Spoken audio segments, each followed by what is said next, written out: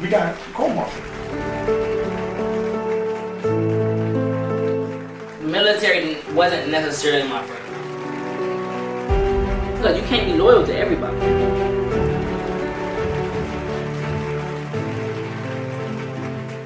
Welcome to my YouTube channel today, right? Okay. On top of that, I got a special guest with us. I get an intro? Mr. McCullough. I've known him for probably 7-8 years now. And let me tell you, right?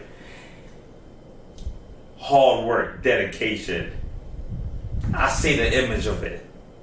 Served as a Marine with me while enlistment. He was out there in Japan. Throughout his time, I give you the accolades now, right? Maintain high level of PFD. Maintain high level of 300s with the CFTs. His commitment to excellence is truly commendable at the end of the day. But also, I would like to talk about, talented artists, Spade the artist, if boom. With hit singles at Stash House, Bags of Cash, Body After Body, and SmackDown. He has made a name for himself in the music industry and outside. His unique style and lyrical captivates the audience. Give it up for my boy Spade the artist in the building right now. Clap, clap, clap. Clapping eyes out. I appreciate that introduction. You like that? I didn't expect that. I put that together, like, man. You ain't do nothing too crazy. I want you to lie to the people, I'm happy. I appreciate that. I'm happy you could come out here and, join me today. We were supposed to do this, I think, after CSA.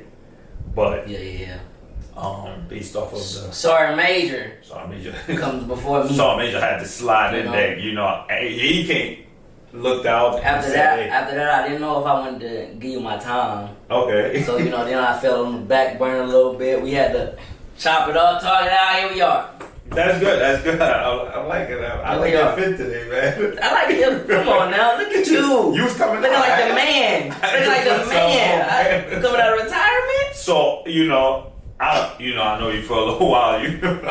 I know you're somebody that we had multiple conversations about you prior to getting out, staying in. What happened? NJP, entrepreneur, multiple stuff. I gotta stop you. You said the wrong thing.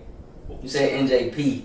I'm just saying. I never been NJP. Hold on, we get. I never been, but you said it. We gotta clear it up. We're done with it. We gotta clear it up. We gotta clear it up. It was a court martial. Court martial. And we're just gonna keep going now. We're gonna keep going to your point, but I don't want you to mislead the audience. Okay. So it wasn't NJP. It was a court martial. Not nothing to be proud of. But if we're gonna say it, we're gonna do the right thing. Because I never had an NJP. Never had a negative 6105. Never had a negative counseling. Okay. None of that. Just jump straight to court martial.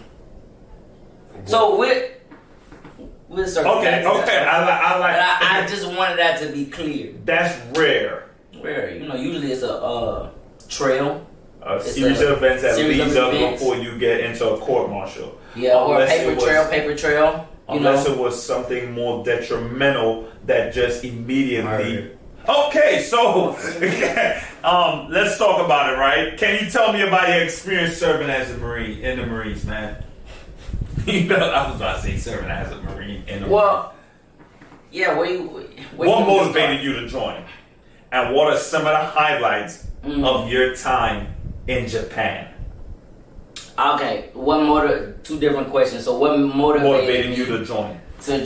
So realistically, I'm from Atlanta, Southside Atlanta. Okay. College Park specifically, if you from the area you understand what's what, not New York. College Park. So, with that being said, a lot of you can look up the crime rate. There's a lot of crazy stuff in and out. Yeah. Not saying I wasn't a street dude or nothing, but I wasn't the nerd in the books either. I was always this is what I feel like. I wasn't a bad kid or nothing, but I was gonna get some money, regardless, one way or another. Yeah. We wasn't. I'm not gonna pitch the came from nothing story, but we went on the, we went on the higher side of things. At my school there was definitely a lot of families that had more money than ours. It was some that was poorer than ours or whatever. But at one point, like a lot of times, I would help my mom pay bills and stuff like that. Or growing up. Well, I wouldn't say growing up, like high school. Once you a teenager, stuff like that. You feel me? So I had a job in high school, did other things, made some money, whatever. So with that being said, some of the things I was doing or getting involved in, I saw like once I graduated high school, if I stayed in the area, then I was gonna just elevate it because, like you said in the introduction, hard work, all of that, dedication. Whatever I'm gonna do it to the max, or I'm just not gonna do it at all. Yeah. So with that being said, when you're doing things that's not necessarily the right thing, and you have the mentality of I'm gonna do it to the max or not do it at all, it's not a safe combination. It's a dangerous mix. So with that being said, I knew that about myself, right? So I was trying to get out the area. I didn't really want to go to college. I did have a couple opportunities I wrestled in high school. Okay. So I had a couple opportunities. So it wasn't my first option. So I will say, yeah, military wasn't necessarily my first option. I was in JROTC all through high school. I always said I'm never joining the military. My dad was actually a Marine, but I didn't like my dad growing up. We good now, but for a long period of time, like we had a lot of falling outs, right? We had a lot of falling outs and stuff, and based on like what other people would say, like other family members, older people that knew him and stuff, I felt like, I don't know how, but I came to the conclusion the Marine Corps made him crazy, made him like that. Not saying he crazy for real, but made him like that, right? So I'm never joining the Marine Corps. I got an older brother. He was a Marine. He about 7-8 years older than me. He was a Marine. Was my favorite sibling. He joined the Marine Corps, and about a year in, the motherfucker. Oh, can I cuss? No. My bad. I got you. My bad. So we gonna beat that. This man gonna say he stopped claiming me and my other siblings. Older brother. Yeah, my older brother. Okay. We not siblings no more. I don't know how that works, but I guess he just took his bloodline back. I don't know.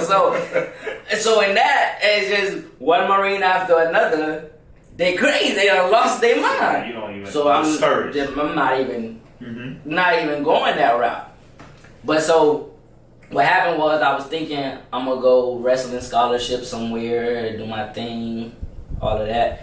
But I did end up getting like 2 offers to like some small colleges or whatever. The problem was my grades wasn't good because I was focused on a lot of other things than school for real. So with that being said, I had these offers, but then I thought about it, and I was gonna do the same thing in college. And I had a good amount of friends that like maybe was like football stars, went to college for football and stuff, and they was back the next summer, and they never went back to college. JUCO. They was going to D1 schools, and they come back for the summer. It's the grades. You still gotta be a student. So that discouraged you? It ain't discouraged. I mean, I guess you could look at it as discouraged me, but I think at the time I was just kind of self-aware. Because I promise you, still to this day, I'm not looking back on it like, oh, I probably could have did the college thing. No, I would have been back home. Yeah, I would have. Right there. I would have had a season. I would have did my thing for the season. I did 2 years there, wasting my time. Yeah, so you went to college. 2 years. It was what? What you was doing? 3 months maximum every 2 years. Chasing girls. I wasn't doing that either, man. I'm trying to be a rapper, man. You know, you just trying to be a rapper. Yeah, so I didn't learn nothing. I wasn't gonna waste my time, and then at the same time, the whole thing I was talking about the money was like if I'm already helping my mom with bills when I'm in high school, I go off to college. College ain't paying me no money right now, and then I'm knowing I'm probably not gonna be doing my work and stuff the way I'm supposed to. I'm already, you know, I could tell myself, well, ain't nothing gonna change from senior year to go into college. Nothing's gonna change.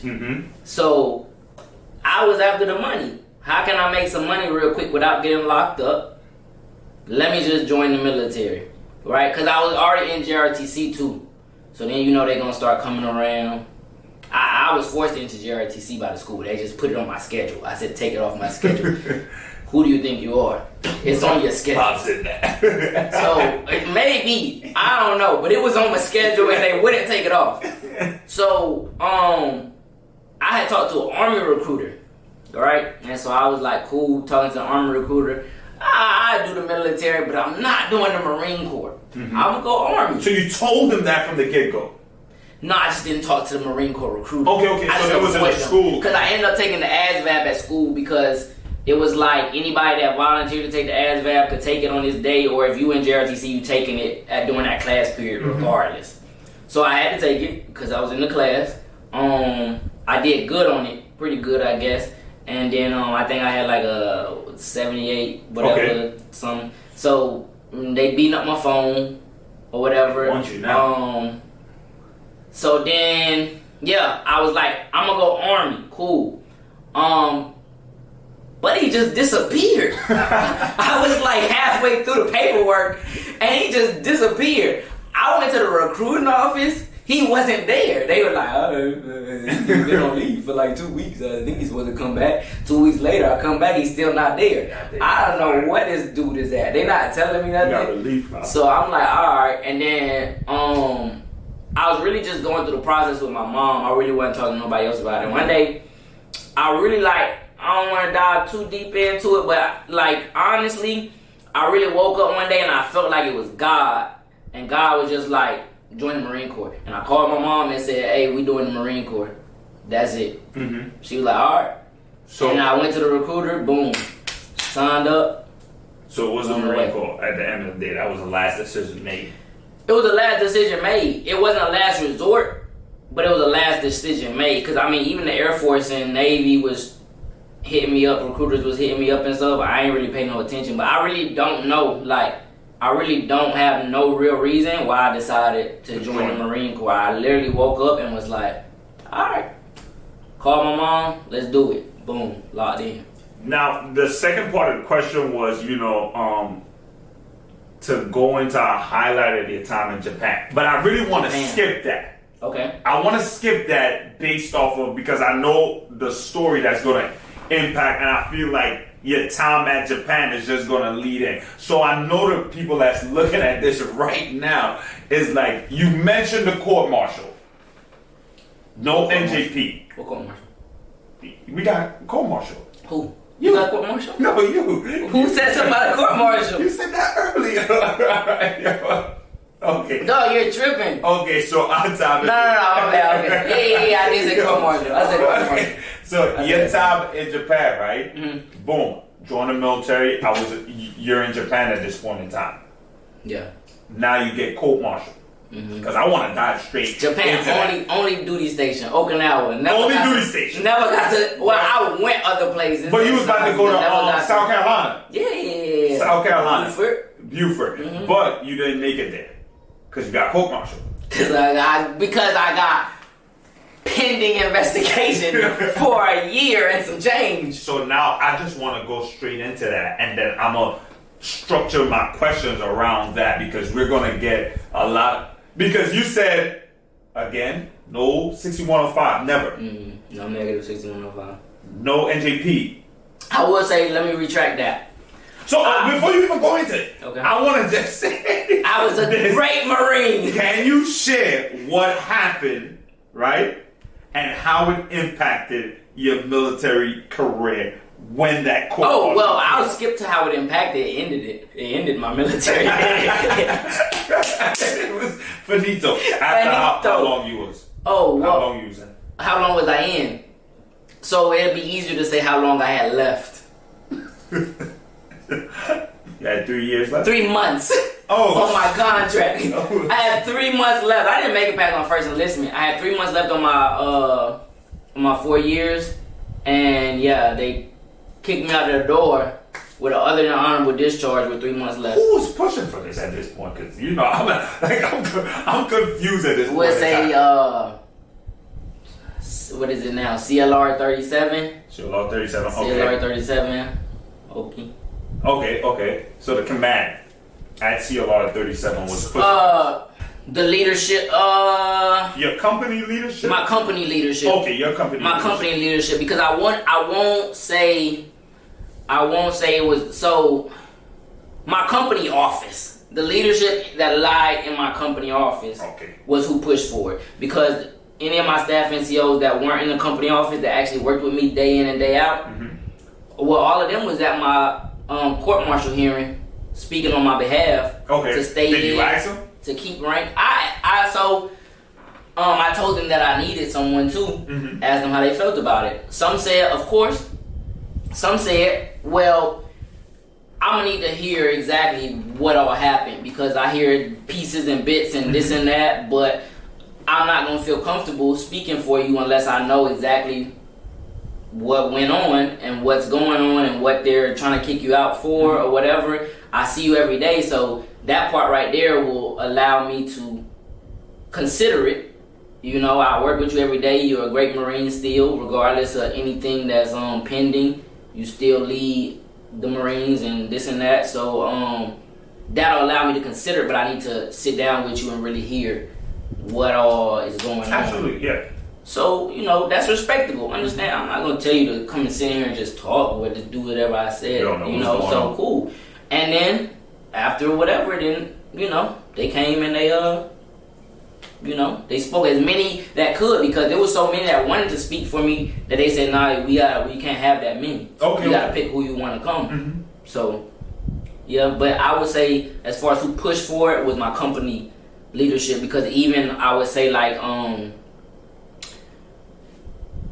the colonel, sergeant major, and things like that, they were, for lack of a better term, fans of mine. Okay. So they liked you. They liked me as a person, as a Marine. As a person and a Marine. Okay. So as a person and a Marine. You interacted with them on a daily basis, or you're just saying when y'all was in a field environment? I won't say on a daily basis, because I mean, obviously, unless you have a special billet who works with the colonel or the sergeant major on a daily basis, you don't.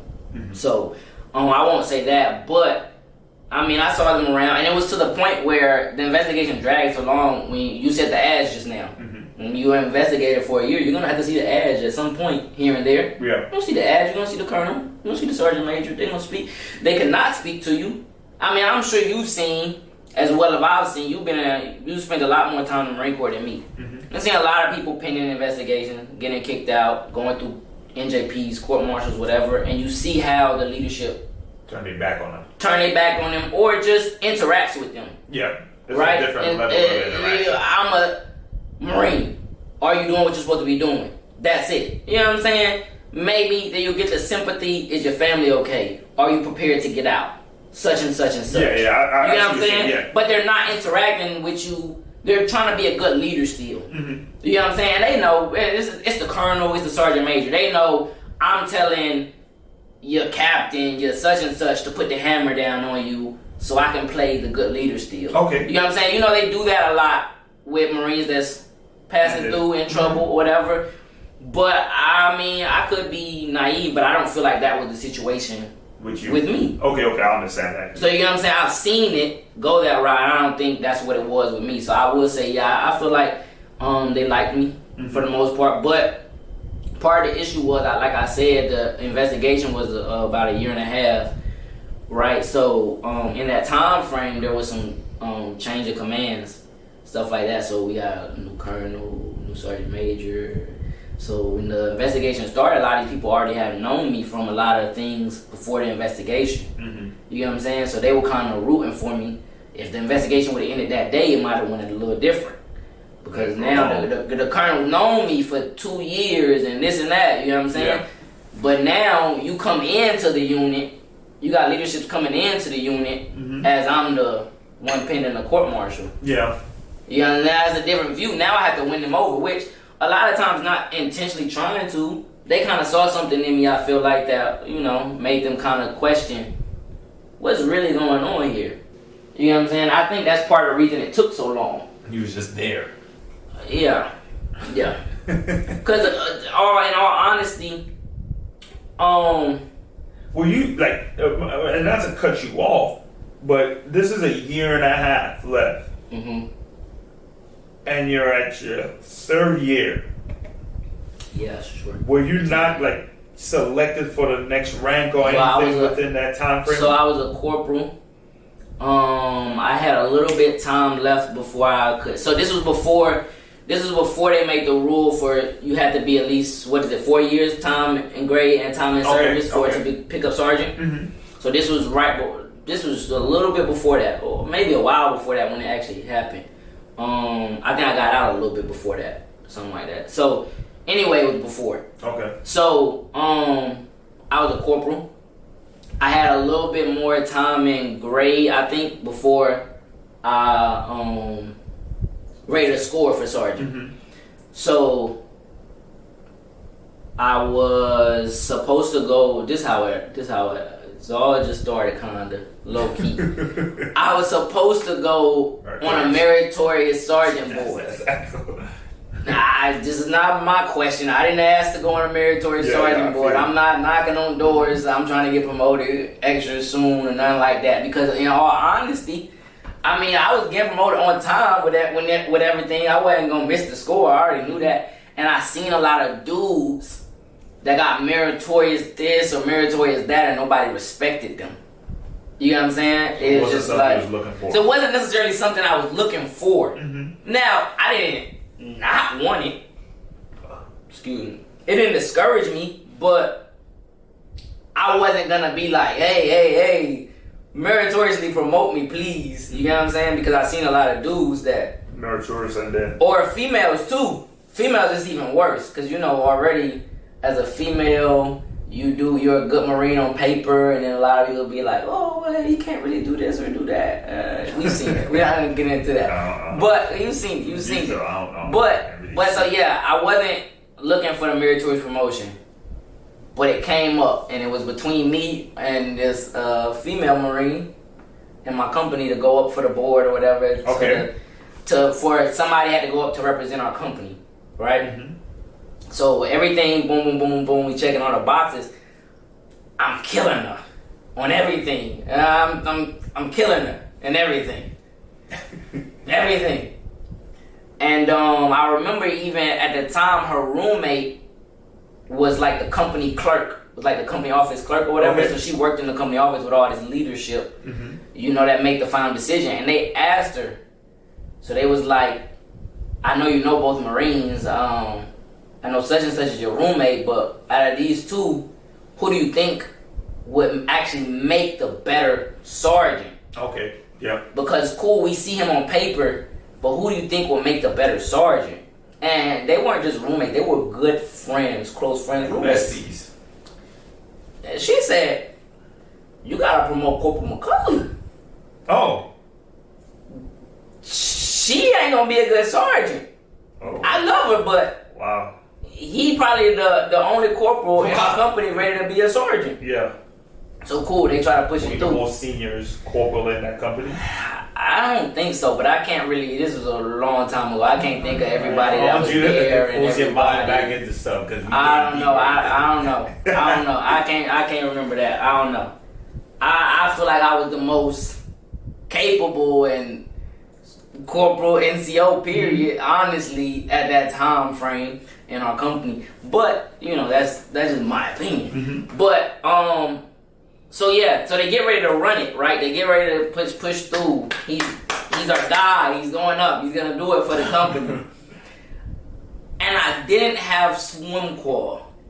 Okay. My swim qual was expired, whatever, however you want to put it. I didn't come. I was on Schwab for a long time. So anybody that's been on Okie, okay. So anybody that's been on Okie, they know, like, you know, if you actually your company is on Kinzer, and then you know you fapped out or whatever TAD to Schwab, then you know you don't really communicate with everybody down there the same way. Company, yeah. Now, as an NCO, and so I was food service, chief cook on my watch. Mm-hmm.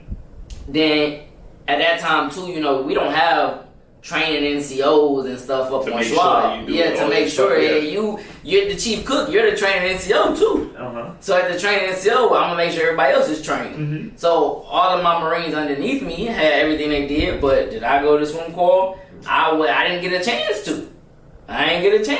So I didn't.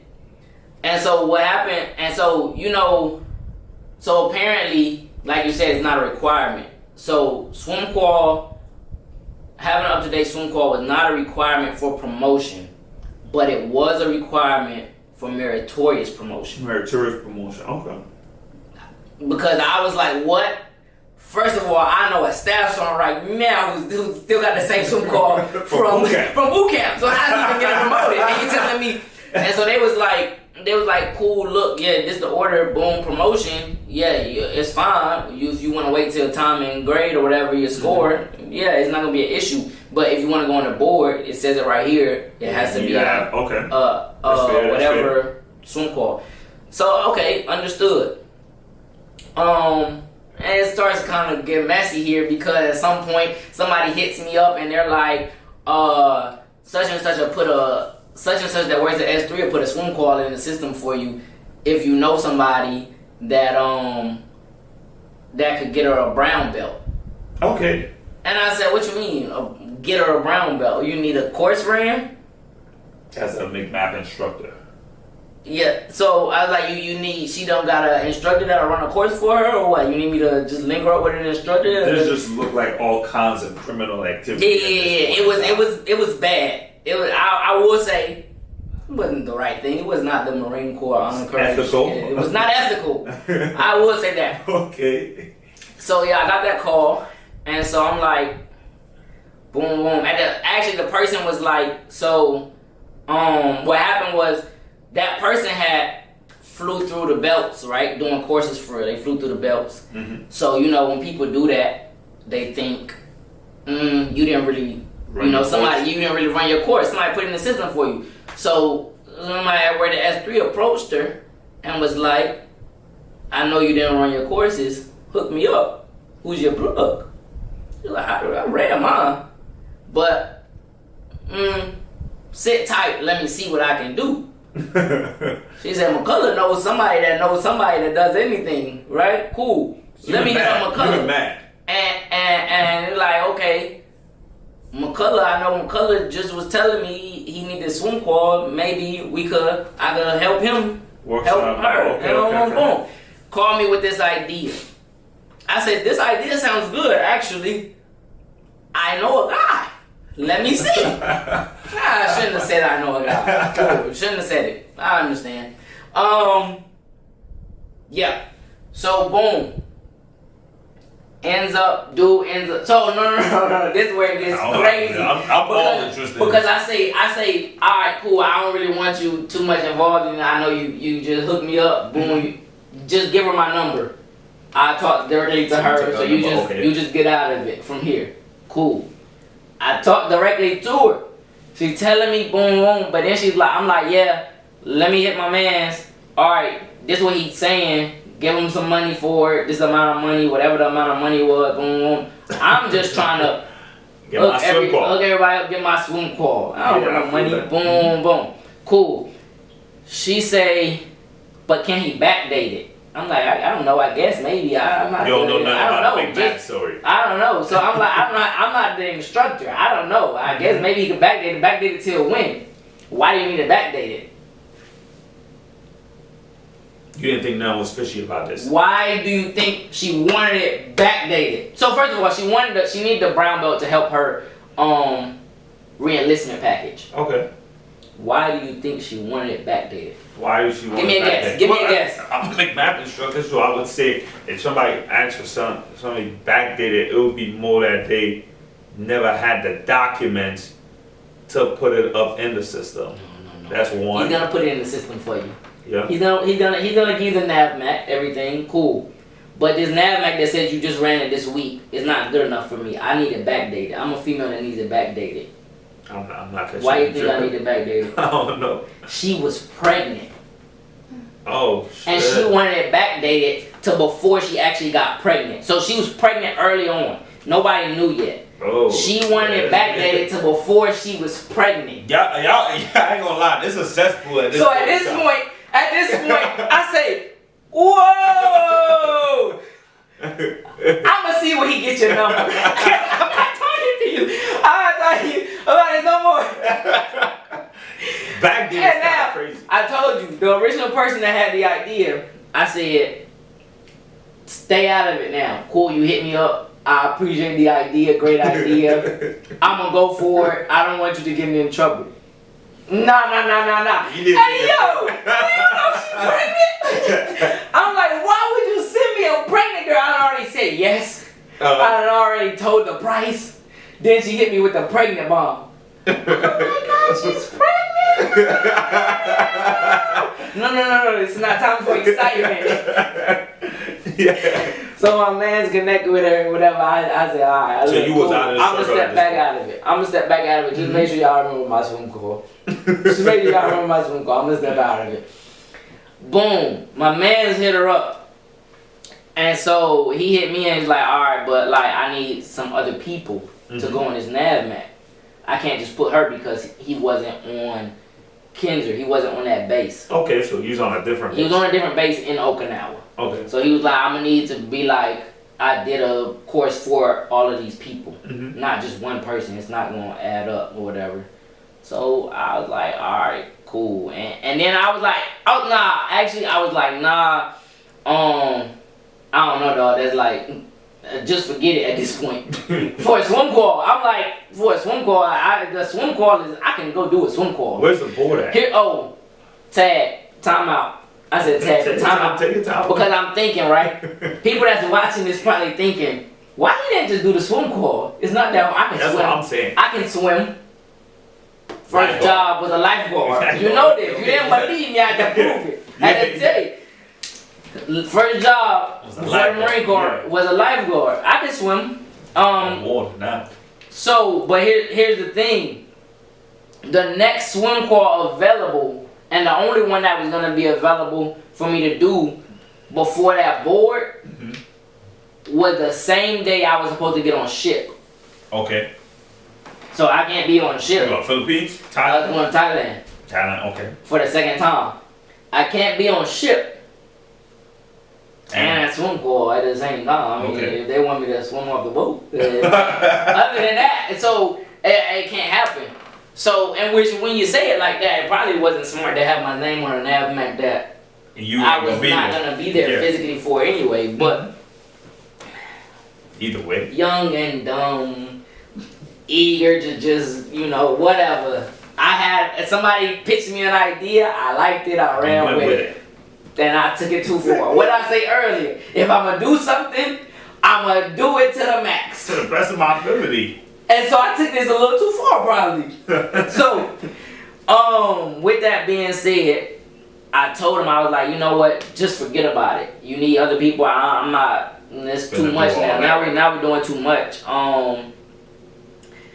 And then he started pitching to me this story, kind of a sob story. How So feel sorry now? mom's medical bills, and he paid for this, and he did this, and lost some money this way, and he's a Marine, but he's married to a civilian that's in Japan with him. She doesn't realize how broke he really is, and blase, I'm gonna lose my family. I need some money. You went through all this for a swim call. So I say, alright. Okay, let me see what I can do for you. He's like, when you told me somebody wanted it, I just thought this was like God answering my prayers. So I said, "Ooh, you know what?" How much people is involved around this time? And at this time, at this point, it was just me. Technically, it was me, the person who wanted the brown belt, who worked in S3, and the McMap instructor. Okay, so 3 of you. I would just say 3 of us, because the person that gave me the idea, they're not really involved. New PFCs and privates and stuff like that. This is what we do. This is what's supposed to be done. I understand that. So I found a couple corporals and maybe 1 or 2 lances that just couldn't pick up yet, and maybe part of the reason they didn't pick up yet is because they didn't make map and stuff. Okay. So and some of these people, mind you, I don't know, I really wasn't doing nothing ahead of this, but I guess maybe because I had been on multiple bases out there, and I was a black belt myself already. I did all my courses the right way, the way I was supposed to. But I guess because I had done multiple courses with multiple people had been asking me already, like, do you know somebody that can do this or do that? Blah blah blah. At the time, I kind of had a feeling that this same dude would have done it for them, right? Same dude. But the problem is, when you get a NAVMAC, it has to go where? NAVMAC? Yeah, you get a NAVMAC from S3. It has to go to S3. Yeah. So the person that ran S3 was double, triple, quadruple checking everything. That's a fact. It was real stuff that she would come back to our company office like, I need proof that this person did this. I need proof that this person did this. If they get on the pull-up bar again right now, they're going to do this many pull-ups. Okay. This person was the pregnant girl that wanted the brown belt. Oh, time out. So she started changing when she didn't get the brown belt yet? No. Before this idea ever came up, okay, she was like the dictator of S3. Okay. Nothing's coming through me if it's not right. Okay, I see that, yeah. And cool. I mean, that's your job. She was doing it. Hard work and dedication. She was getting it done. Everybody knew, don't play with her. Yeah. That was not the one. She's ready to play. She's one of them. But then she's pregnant, needs to re-enlist, needs a brown belt. She gave in. She didn't even give in because nobody said anything to her. She approached everybody else. Yeah. So now it's like, hey, so me, like I was saying, I had people kind of asking me. So I'm like, all right, let me just go to these people and tell them the floodgates are open. Okay, look at that camera right now and say that. Which camera is it? This is my camera?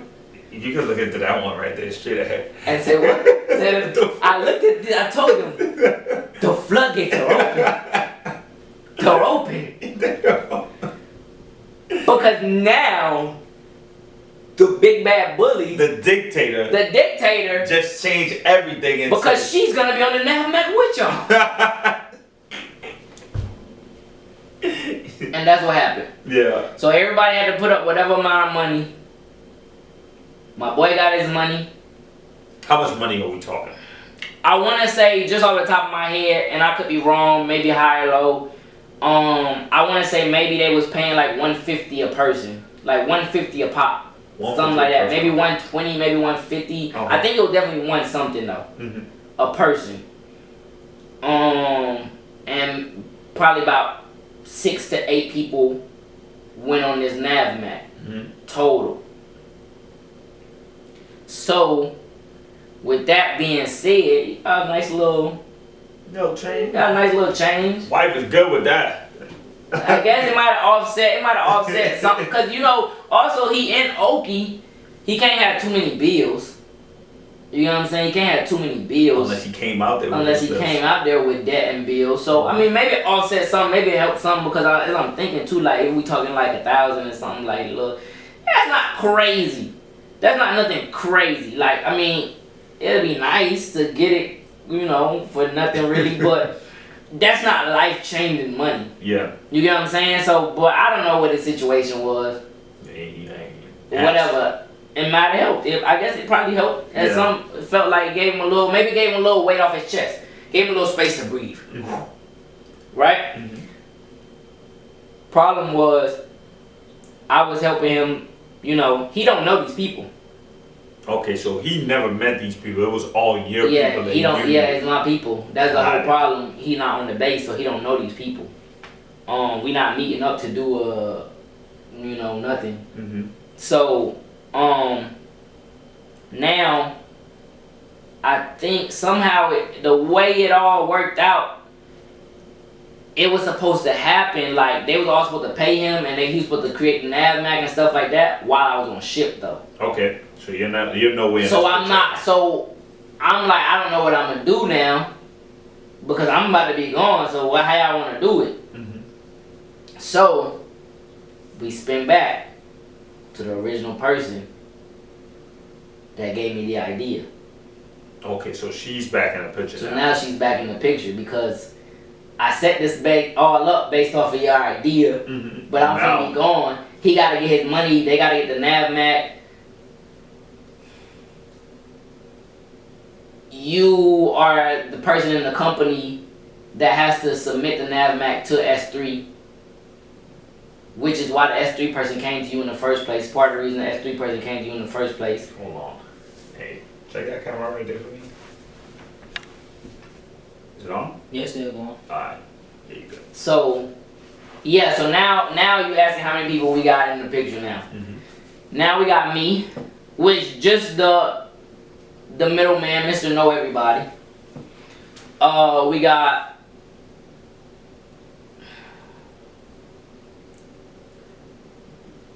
the company clerk. Company clerk, okay. That's who gave me the idea. We got the S3 rep. Okay. That submits everything. We got a McMap instructor. So now we have that's 4 people. And then we got like 6, let's just say 6 other people on the NAVMAC. So we had about 10 people total here. And I'm off on ship. No phone service, no nothing. Company clerk is designated to is the designated person to handle the transaction. She's collecting all the money from everybody that I found, and she's gonna meet up with him, give him the money, receive the NAVMAC, take the NAVMAC to S3, where the girl works at, where Pregnant works at, and Pregnant is gonna push it through. Okay. And so y'all had a plan. Put me on a swim ball. That didn't happen. Like, it don't look like it happened. You said. No. Everything happened. Well, I don't know. At the time, because I'm on a ship with no phone service, right? As soon as I get to a port, though, my phone going crazy. I took care of everything. Let's just sum it up. I took care of everything. That's you. You're good. That's what I'm getting on my side. Okay. That's what I'm seeing on my phone. Sum it up. I took care of everything. But you didn't even need to do this for the swim call. Huh? Why? Now, there's no way on this earth for me to have known that this would have happened. But so they had my name on the swim call regardless, because they were like, just in case, if you set to go on ship or, anywhere on the exercise, dates can move. Yeah. Dates can move forward, backward, whatever. So they put me on the swim call NAVMAC regardless, just in case. If the date got pushed back one day, you was going to be a swim call the day before you left. I don't care if you TAD or nothing. You was going to get on swim call the day before. Yeah, I could do that. So I'm on the NAVMAC already. Obviously, I'm not there. One of my staff NCOs signed my name for me and put that I passed swim call. Okay. So regardless, without having to do everything else, you was gonna be on that swim call. The swim call was already lit for me. Okay. The swim call was already lit for me. Good staff and good staff NCO. good brother. Yeah. Good brother. That's all I'm gonna say. Look it so up. apparently, they're like, whoa, hold on. This is supposed to be my job. It's already done though. Cool. All right, push it through. Now. Problem is, boom, we fast forward to my exercise being over. I'm coming back to Oki from Thailand. Now, off the wall, we're not even gonna get into this. I get accused of doing something I had nothing to do with. We talking brick Tom. We talking. I'm hearing burglary, all type of stuff, and I'm just like, what? What are we talking about here? That ain't got nothing to do with me. So basically, boom, they ambush me, bring me into NCIS. NCIS takes my phone. They run, I don't know, some little scanner on the phone. They like, I'm sure you probably deleted some stuff from your phone, which I everything. Did. No. They can bring back up to, at this time at least, this was this was some years ago at this point. Mm-hmm. So we talking 2018. We talking 2018 at this point. Okay. So this was some years ago. They tell me we can bring up to 80% of deleted items. Yeah. We don't know what 80%, randomized. But if it doesn't pertain to this, and it's not like you got a brick of cocaine on base or something, we don't care. But, I mean, they saying that. I didn't have a choice regardless. They were about to run it regardless. But they just telling me this, I guess, to make me feel more comfortable with them or whatever. But I'm just sitting there like, whatever. Run it. I ain't got nothing to do with nothing. They come back and they say, who is such and such? That's the McMap instructor who they asked me. I'm like, I'm not stupid. So why are you asking about him? You get what I'm saying? I'm already knowing. Oh, my bad. Bleep that out. No. So I'm like, we got a problem. Yeah. Right? So I'm like, he ain't got nothing to do with cocaine. So why you asking me about him? So why you asking me about him? Hey, yo. I ain't never seen somebody so pissed off before off of one little comment. I say, you ain't got nothing to do with cocaine. Hold on, you said that? I said that. Oh, I thought you just said that right now. No, because they literally told me if it don't got, which I don't know why they told me this, because it wasn't a request to go through my phone. Mm-hmm. They already had it. Mm-hmm. They already told me they're hooking it up right now. If it doesn't have nothing to do with this case or anything shy of a brick of cocaine, we don't care. And that's what NCIS told me. That's what NCIS told me. Okay. And he comes back in and he said, who is such and such? I said, such and such. Who is who? And so who they say is, I'm not going to say his name, but they said the McMap instructor. Mm-hmm. So I said, who is who? And they said, who is? And so I say, he ain't got nothing to do with a brick of cocaine. Yeah. So what are we talking about? Yeah.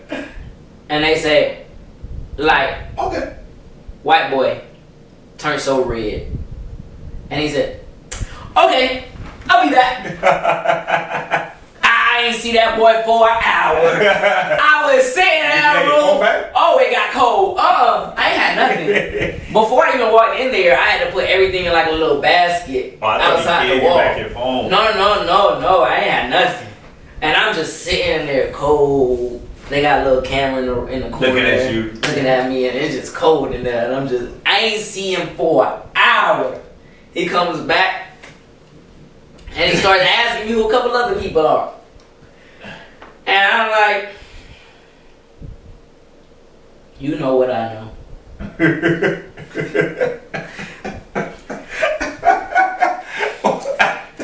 And so what that's supposed to mean? Hey, what does it mean? What does it mean? I don't know. Why are you asking me all these people? You think all these people did the burglary? Huh? Why are you asking me all these people? So he's going with a whole new case over here now. Yeah, whole new case. I know this had nothing to do with what they called me for at this point. And now he's like, are you a McMap instructor? Okay, he asked you that. Asked me that.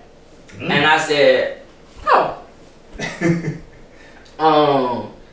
Do you have access to McTims? No, I do not. Do you work at S3? No, I do not. No, I do not. Okay. So you already know what he's talking about. I am 100% sure I know exactly what he's talking about at this point. And then he's like, and so because in my head I'm like, he retrieved a message.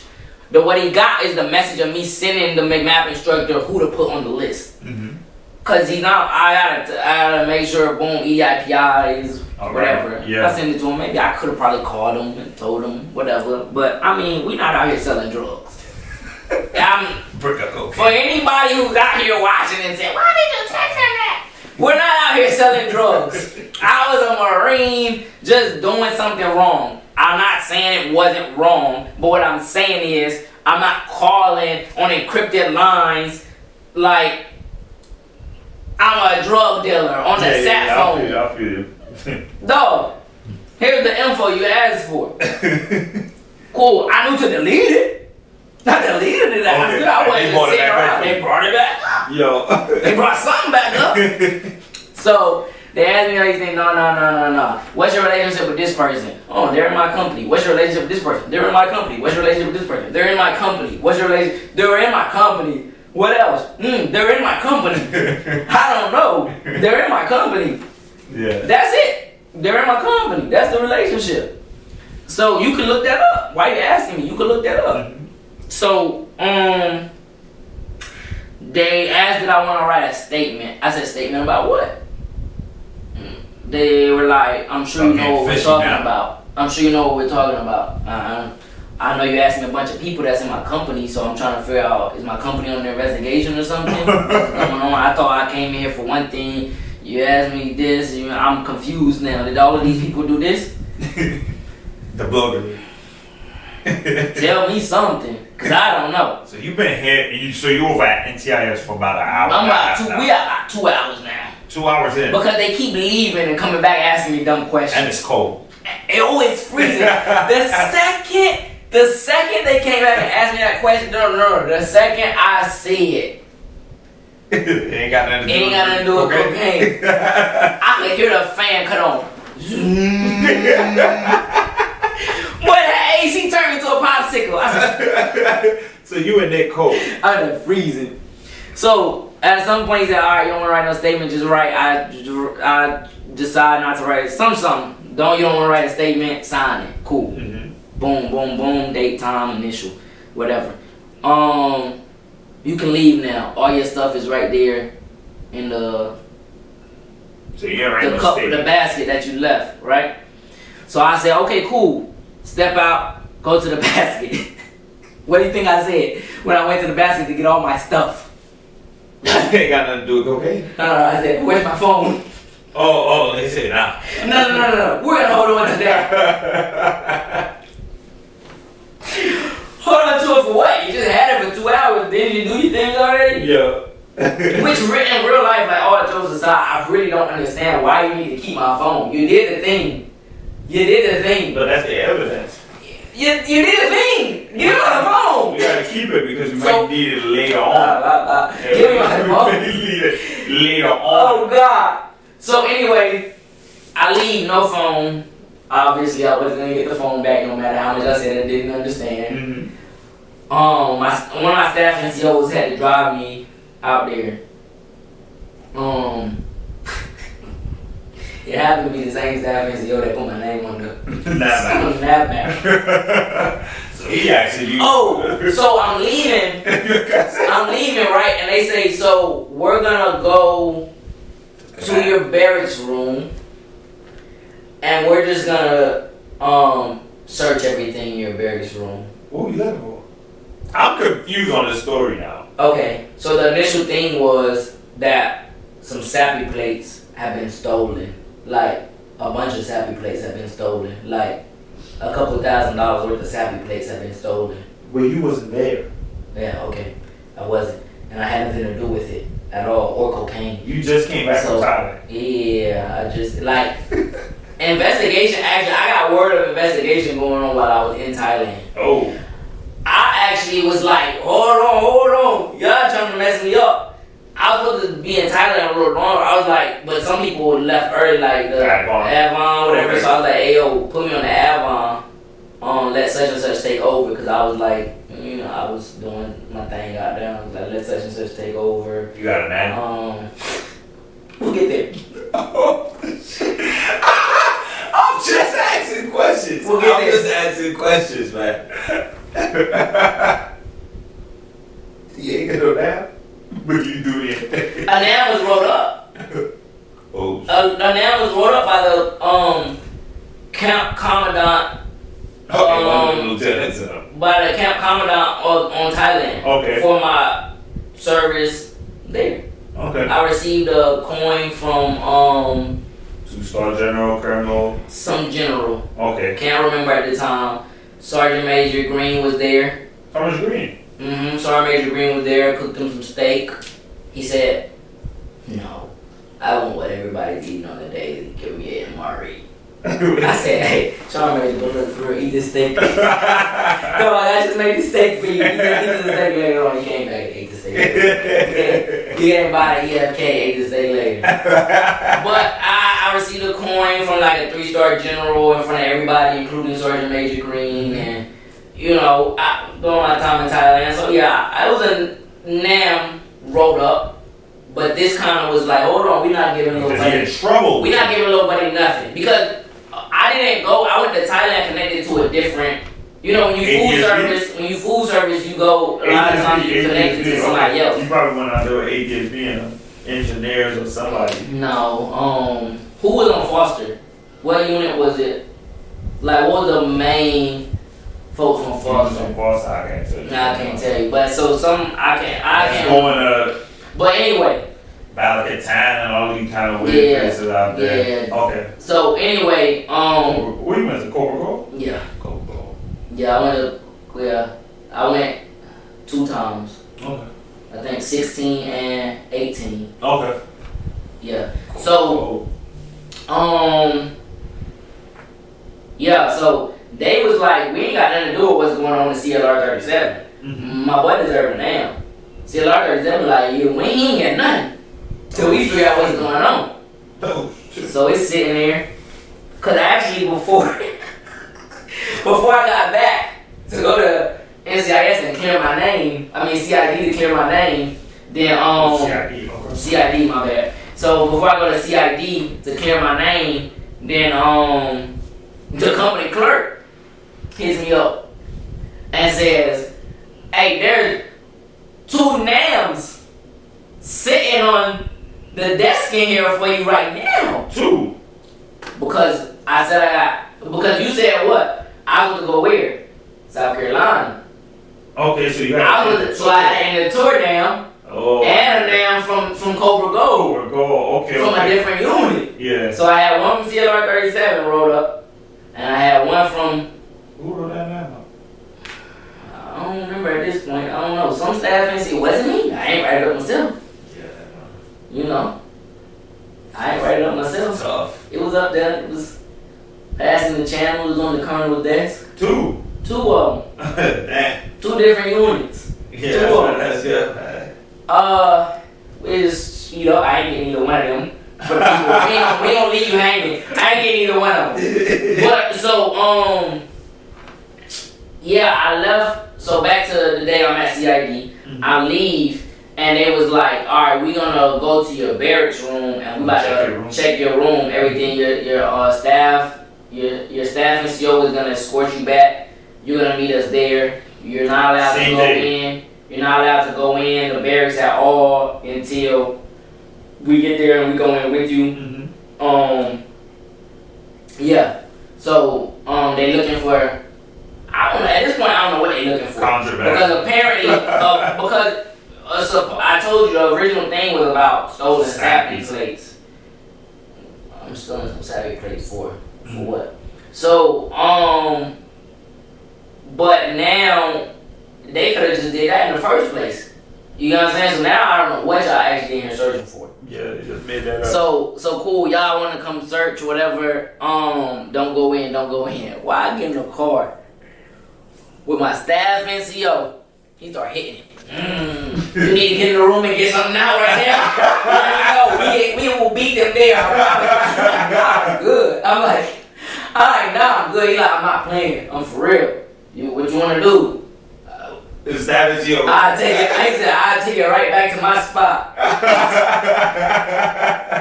He said he told me not to let you go in there, but they don't know. He looking out for you. I mean, look, I worked with him a good amount of time.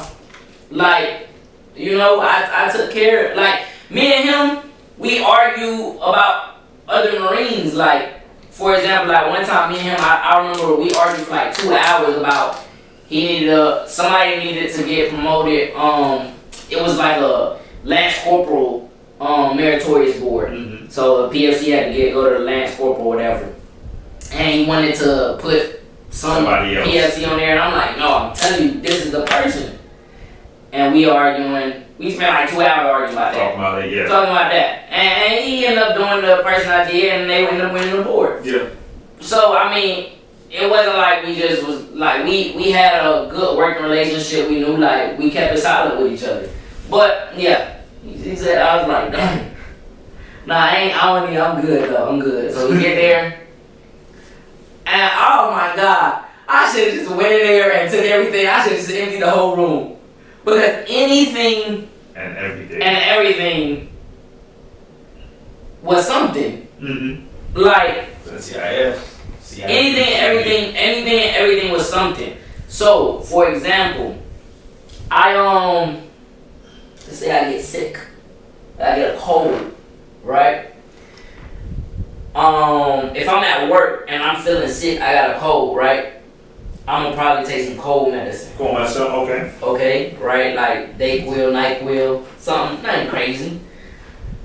Now, if I'm not sure if I have any in my barracks room, and I'm already out and I gotta pass the PX, I'm gonna get some. Yeah.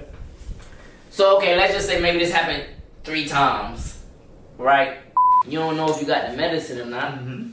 You gonna what? You gonna grab some. I'm not coming back out. Mm-hmm. So,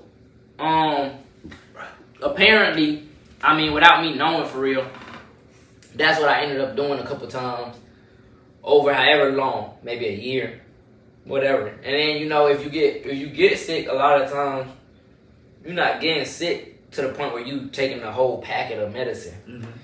So all that to say, they found like several boxes of have-used cold medicine. Yeah, okay. Whatever it is. Not nothing prescribed, you know. And so now I'm a druggie.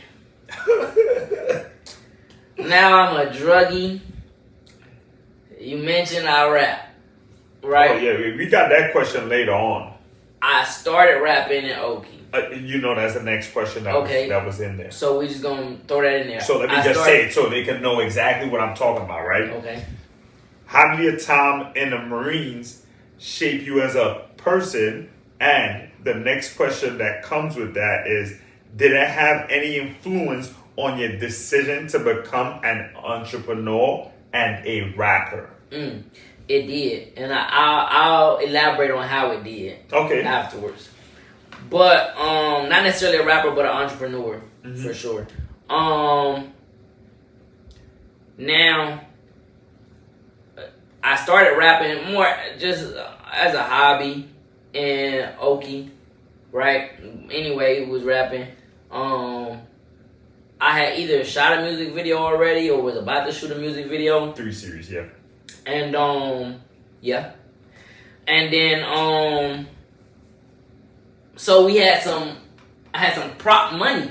Okay. I had some prop money that says on it for motion picture use only. Yeah, I think they have to say something like that on prop money. Right. Prop money. Is that camera back there? This man. Look, so for motion picture use only. There ain't nothing real about this. You see that? Yeah. It'll open back up. It's fake. Yeah. We know it's fake. It's obviously fake. Like, sure, from maybe a distance on camera, it looked decent, but it's fake. Now, I want to say maybe, at some point in this, I don't know how long ago before this or after it was, but I want to say the company guns, right? Our company guns, backstory real quick. Okay. Our company guns, you Marine, you have field day. So field day, you clean your room to the T or whatever. The NCOs come and inspect or whatever the case is, whatever it may be. For whoever it may be. Now, I guess as a whole, the barracks wasn't clean as they should be. Okay. So on the day of field day, rather than the following day to check, the day of field day, we had the higher leadership coming through down to check. Oh. So our company guns was there. Mm-hmm. She comes in to check my room. It was all clean as it should be. But like sitting by my TV, I had a stack of prop money. I got it. For motion picture use only. Mm-hmm. Do you know what she says? White lady. She grabs it and says, I used to live in Florida and I dated this black guy with dreads and he had grills and he rapped and and it just made me feel like I could be a rapper. I like this. And she just throwing the money around, flashing the money. In your room? In my room. Okay. Just playing with the money, talking about how she had this black boyfriend that was a rapper and all of these things and reliving her 20s and just talking and the prop money done brought back all these memories for her. Alright, cool. I ain't got time for that, man. Whatever. Yeah. Have your little fun. Get about my room. Mm-hmm. Fast forward back to this day at hand where they searching my room. Now they done found the cold medicine. They done questioned me about it like I'm a druggie. So I'm catching the vibes already. Okay, y'all really about to do this. Like y'all just grabbing anything. They grabbed the prop money. Now they say, do you know what the charge is for counterfeit money? Counterfeit money? That's what you said? I don't know. I just know I was shocked and confused. At the time, I didn't even make the connection of the prop money. I was just like, what are we talking about? Then they we found $20,000-$30,000 worth of counterfeit money. That's not counterfeit. You can order off of Amazon. Mm-hmm. Just because you can order off of Amazon doesn't make it legal. What? This is CID? Yes. So now you're telling me Amazon sells illegal goods. Okay. Right? Not you're not telling me, you're not allowed to have this in the barracks. You telling me it is illegal counterfeit money. I can see if maybe you say, hey, as a Marine, you're not allowed to have prop money or anything that appears to be such and such and such and such, and this order is this, that, and the third. But that wasn't the case. Okay, maybe I didn't know that order. Got you. Understood. Mm-hmm.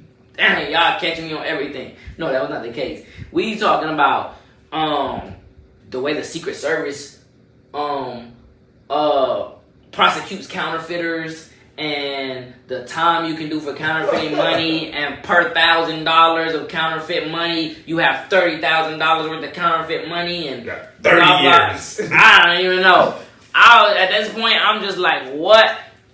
Don't worry, we're gonna take it to your company and we're gonna let them know what's going on here. Okay. Every time we turn around, it's something worse with you. They looking for sappies. And They looking for sappies. And at some point, I said, y'all found the sappies yet? Y'all found the sappies yet? And my staff NCO, he's got to stand there with me the whole time. We standing outside the room. He said, dang, they hate you, huh?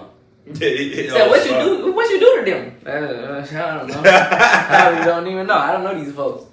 So, I'm thinking me being the guy that they wanted to go on the Meritorious Sergeant board. I seen all that crumble in front of me right now. I'm thinking never negative counseling. None of this. Now, I do got a backstory real quick. I did have a negative 6105. Oh. but it never went in the system. Okay. So it never existed. Until it did. So this is what happened. I think he retired as a sergeant major. Mm-hmm. Sellis. Okay. Joshua Sellis. Sergeant Major Sellis. No. So, cool. Whatever. He came to, I told you this whole thing, like a lot of it was, it went bad because of change of leadership, change of command. Yeah, so I had got a new first sergeant. And the new first sergeant was First Sergeant Sellis. Okay. Right? So this was right before I had went to Thailand. Right? He was one of the people weighing out the Meritorious packages. He's the one who asked the company clerk, who do you think deserves it? Okay. Reason he needed to ask is because he was new to the company. Okay. So when he first got there, I want to say like his first day there. Maybe like he had a change of command, whatever. He was there that night. Maybe he got a call about me, a negative call. So the problem was I'm at the barracks. I don't know what happened. I can't really remember what happened. Yeah. But somehow we chilling outside in front of the barracks, and I'm a corporal, and a female sergeant pulls up. And she just starts cussing me out. I don't know. I do not recall what happened or nothing. She was drunk? But she was drunk. She got out the car. She wasn't driving, but somebody dropped her off. She got out drunk, cussing me out. Like, what are you talking? Like, go inside, dog. She walks up to me, like, pushes me a little bit. Like, not like no super aggressive push, but she, like, drunk pushes me, and she just cussing me out. And I was like, what's going on? do you even like? I've never worked with her. I've never done nothing with her. Like, we know each other. We in the same company. Oh, okay. But like, we both food service, we in the same company. But I've never actually physically worked with her. Mm-hmm.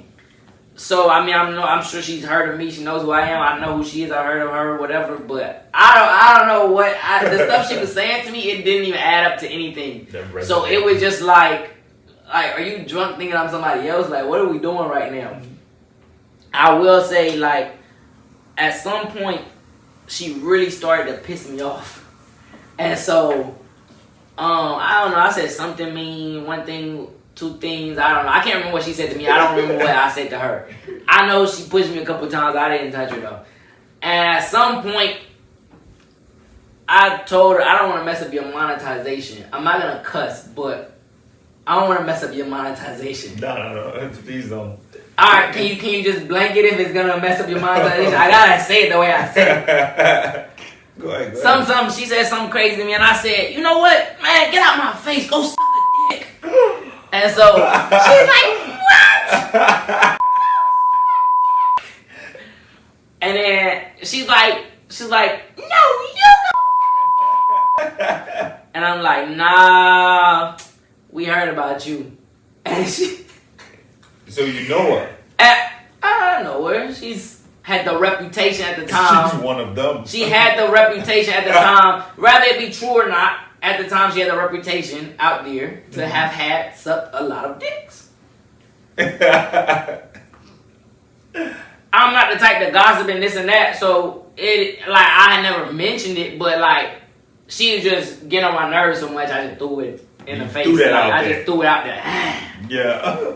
And she grabbed it. So yeah, because at some point I was like, yo, you're drunk, just get out of my face. And then and then I went there. Boom. And I will say at this point, like, she had been going so crazy on me, she had caused a scene out there. Like, it was a group of people watching us now at this point. When that happened, we got a crowd, and I go,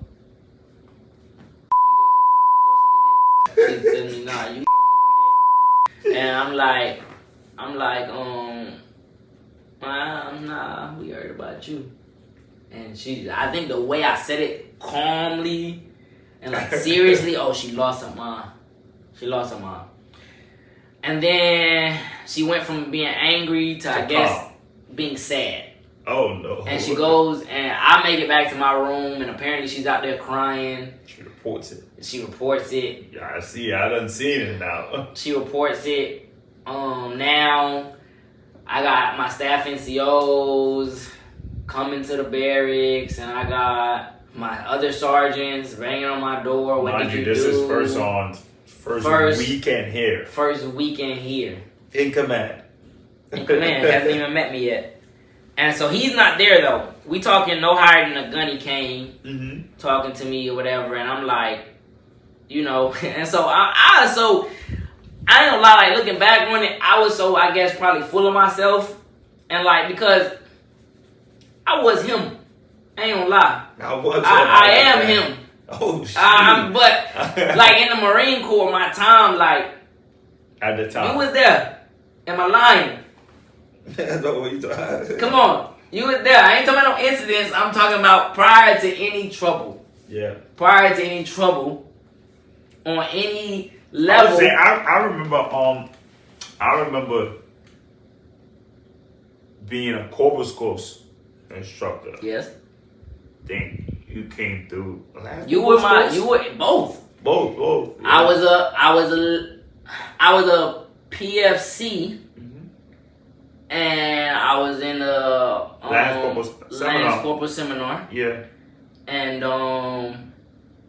then I was a corporal when I remember. And I was in the I remember corporal's course. And you was my instructor. Yeah, I remember for both. That. Yeah. You was my instructor for both. I did my thing. You for did. both. You did. They robbed me on my gung ho. I remember me and you talked about that afterwards. The corporal's course. I was supposed to be gung ho. Everybody voted me gung ho, and I wasn't there. I wasn't there that day. And that sergeant, that Asian sergeant, you know what I'm talking about? The fat, the one he had just, I think so. He had just picked up sergeant. Yeah, I know who you're talking about. And he was like, I can't remember his name. He was like, we're not giving it to him. And this and that. And he didn't like it. And we was like, what? I come back the next day because I don't remember what it was, but like first sergeant excused me that day and everything. I had something to do. We was upstairs in the I remember 107 building. Yeah. So dude hated me. That time we had first sergeant Trimble. No. We had first sergeant Tabbis. Okay, tall white dude. Yeah, tall white dude. Okay. We had him. And dude robbed me from my gung ho. I know. Threatened that you knew. No, you in the same face. No, I'm sorry.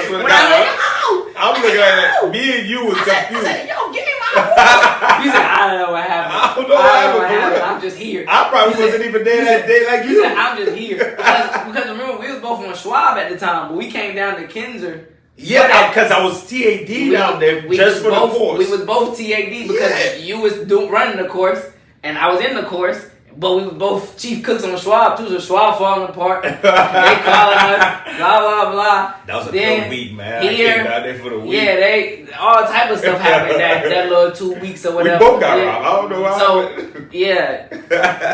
Anyway, like I said, we got robbed. I was him.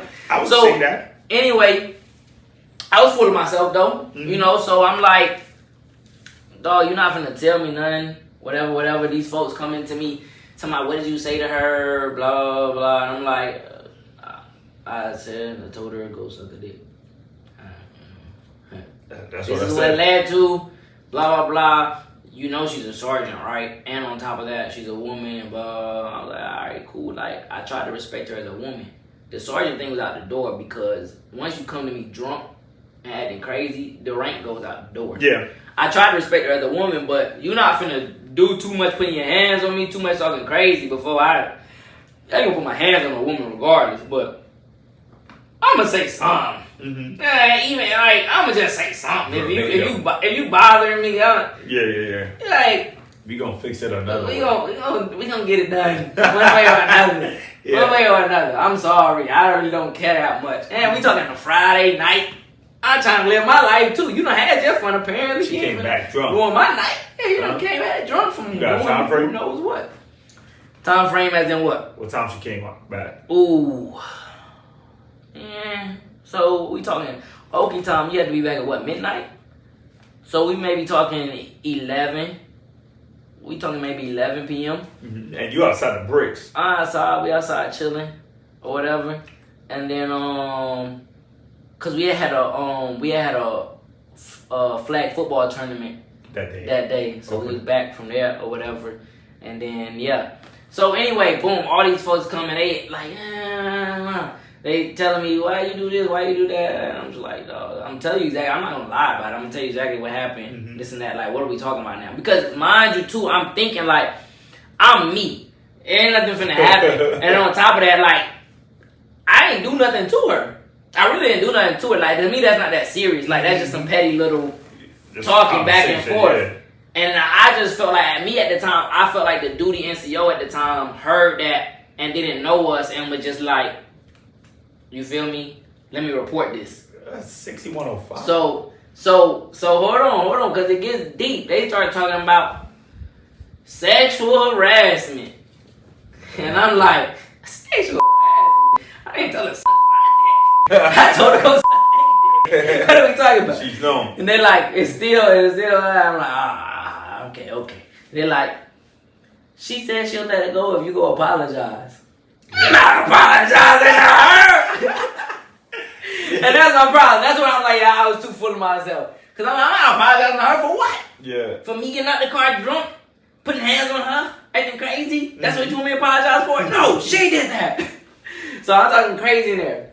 And it was probably a couple people in there, sergeant, staff, NCO, that I done hooked up here or there. Maybe I was the CFT monitor and I stopped, paused to watch while they was running, and then I started back and you know, maybe red flag. But and they know when this happened already. They requested for a PFC or somebody to do it, and I said, nah, we're not finna corrupt the PFC. I'll go ahead and do it. Yeah.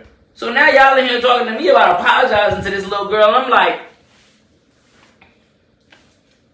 if we really want to talk about everything, we can talk about everything right now. Because y'all looking at me like, I don't know y'all. Yeah. So if we want to talk about everything, we can talk about everything right now. You might want to ask some of these folks to leave, and we could talk about a little bit who really doing what and what's really going on and what we gonna let rock in the unit. Because y'all sitting here talking to me about integrity and this and that and blah, blah, blah. So if we want to talk, we can talk. I'm not finna go tell nobody else, but you not finna tell me I need to do this and I need to do that if I want to be okay. And I know just last week you had me do this for you. So we could talk if we want to talk. You might want to ask some people to leave, and that's what happened. Some people had to step out the room.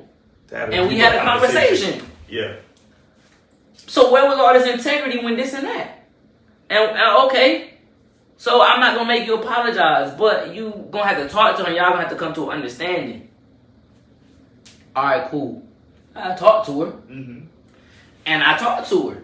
And I said, does she want to talk though? She said she want to talk. So I talked to her. Now here's the only reason she really wanted to talk. Because she was crying and drunk and she didn't even mean to really make it that big of a deal. The reason she went ahead and went crazy and got so drunk is because that was her last weekend there. So she about to leave. She about to leave in a couple of days.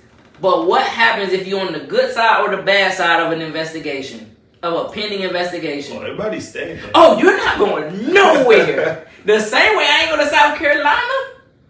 Oh, she wasn't finna go nowhere. So she didn't want this thing to continue. Yeah. So she done talk to me. I'm like, nah, you was tweaking, doing this, that, and the third. Now, yeah, I shouldn't have told you this, what that, you and said. Yeah. You know, that was me. I'm not in the business of disrespecting no women like that for real. You know what I'm saying? So, you know, we hugged it out. It was cool.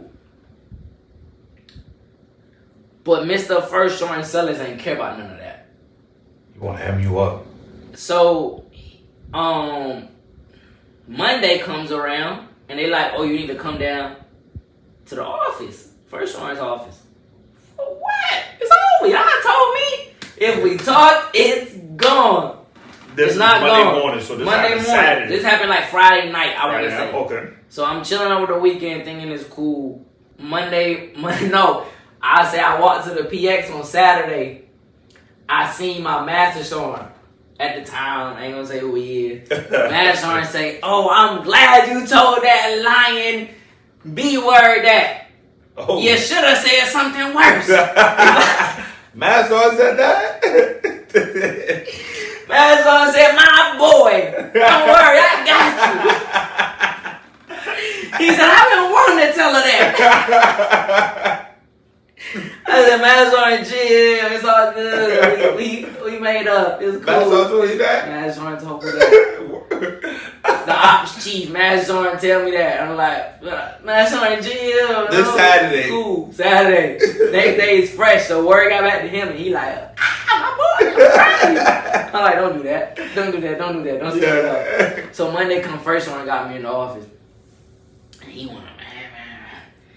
You know what I'll do? We talking out of the Marine Corps. Regiment or NJP. Out of there. Mm-hmm. Sexual harassment. Zero tolerance. Yeah, zero tolerance for sexual harassment. Ask her, was she sexually harassed? Yeah. I'm not that guy. Mm-hmm. I'm not that guy. There's some guys out there you need to grab. I'm not that guy. Yeah. So anyway, to get past this story, boom, boom, he going crazy. First on himself working his little speech. And he say, you lucky, you know, you had some leadership vouch for you. Master Sergeant especially spoke highly of you. Master Sergeant especially spoke very highly of you. So, yeah, you know, I give you this chance. We got we got 2 operations coming up. Mm-hmm. We got Korea and we got Thailand. We already got a capable NCO leading the Korea. So I know you've been to Thailand already, but I want you to lead. You know, I'm gonna send a staff sergeant and sergeant out there too, but really you gonna be my guy out there. I need you to go out there to Thailand. Yeah. Here's the thing, I got this 6105 on my desk right here. Right? I'll put it in my desk and it'll never see the day of light. If you go on this Thailand operation, don't get in no type of trouble. Yeah. If you do, it's coming out. I'm pretty sure he got a tattoo of his kids on his stomach or his ribs or something like that. Okay. He say, on my kids, on my family, if you get in any type of trouble, I'm gonna ruin your life. Okay. I'm gonna hit you with the whole buck and some. Wow. Mind you, this is me. Never a negative counseling. Never talking nothing negative the time I've been there. And so he gives me this ultimatum. What you want to do? You want to take the 6105 right now? Or you want to rock out, do your thing in Thailand, come back, no trouble, and I'll tear up the 6105 when you get back from Thailand. Yeah, I feel that. I said, give me the deal, baby. I'll go back to Thailand. Run it. I go back to Thailand right before I leave. I know you got it, but you have enough time to check out when you get back. So you already got orders. I already got orders. I just got orders. I already got orders. He's like, we'll make sure you have time to check out when you get back. That'll be your main priority. Go do this for us. Boom, boom, boom. Cause a lot of Marines out there ain't have field experience. They didn't know how to navigate if something went wrong in the field for real. They was like, because in Thailand, you know, in Korea, some of y'all, like some of them, they actually in a galley. Yeah. They in a galley out there. So you in the field, you in the field for real. I was up in Rodriguez. You in the field for real. Negotiating with the army, getting the good. Yeah, the big boy waffles. The big boy waffles for breakfast, man. I know Come on, the big boy. So a lot of them A-rations. A lot of them ain't know, like, you feel me? They already knowing, like, word is, I'm the guy. Mm-hmm. You want to make sure everything goes smooth, I'm the guy. So, load me up, coach. Put me in, coach. I'm ready. And like I said, all this happened right before Thailand, during Thailand. I come back from Thailand under investigation. Just rolled in. So what do you think happens when I see First Soren Sellers for the first time? Oh, I got you. When you come back from Thailand. Oh, I came back from Thailand, and First Sergeant Sellers was trigger happy. That 6105 went in the system so fast. The second anything started pending against me, what followed was a backdated 6105. Mm-hmm. And so now, I'm trying to fight the 6105. Cause I'm like, that was illegal. You can't, cause now I'm knowing. Like we said, like paper trail. You hear somebody at court martial or something, there's a paper trail already. You don't have a paper trail on me. So now y'all trying to create one. You know what I'm saying? Nah. We not finna do that. So I tried to get the 6105 thrown out. Yeah. It did. It got removed. But nah, then that made him more mad, I think. Now this is me speaking from my opinion. Now, yeah. This is me speaking from my opinion. I feel like he was just puffed up at this point. Nah, cause I told him. He told me. You feel me? In his head, he thinking probably I told him. Mm-hmm. Okay, now you want to fight the 6105? I already told you. We made the deal. You trying to play me? Cool. I'ma show you. Yeah, and we had a lot of back and forth. And so now, boom, that whole room thing happened. We back to that now. They take the counterfeit money to the company office, and I'm thinking, well, I know company guns up there. She done been playing with the money and stuff already. We good. Like they already know. Like that's nothing. Cause her dreadhead boyfriend.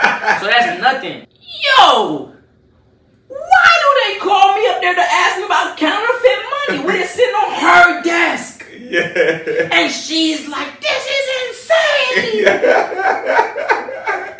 I was like, do you know how shocked I was?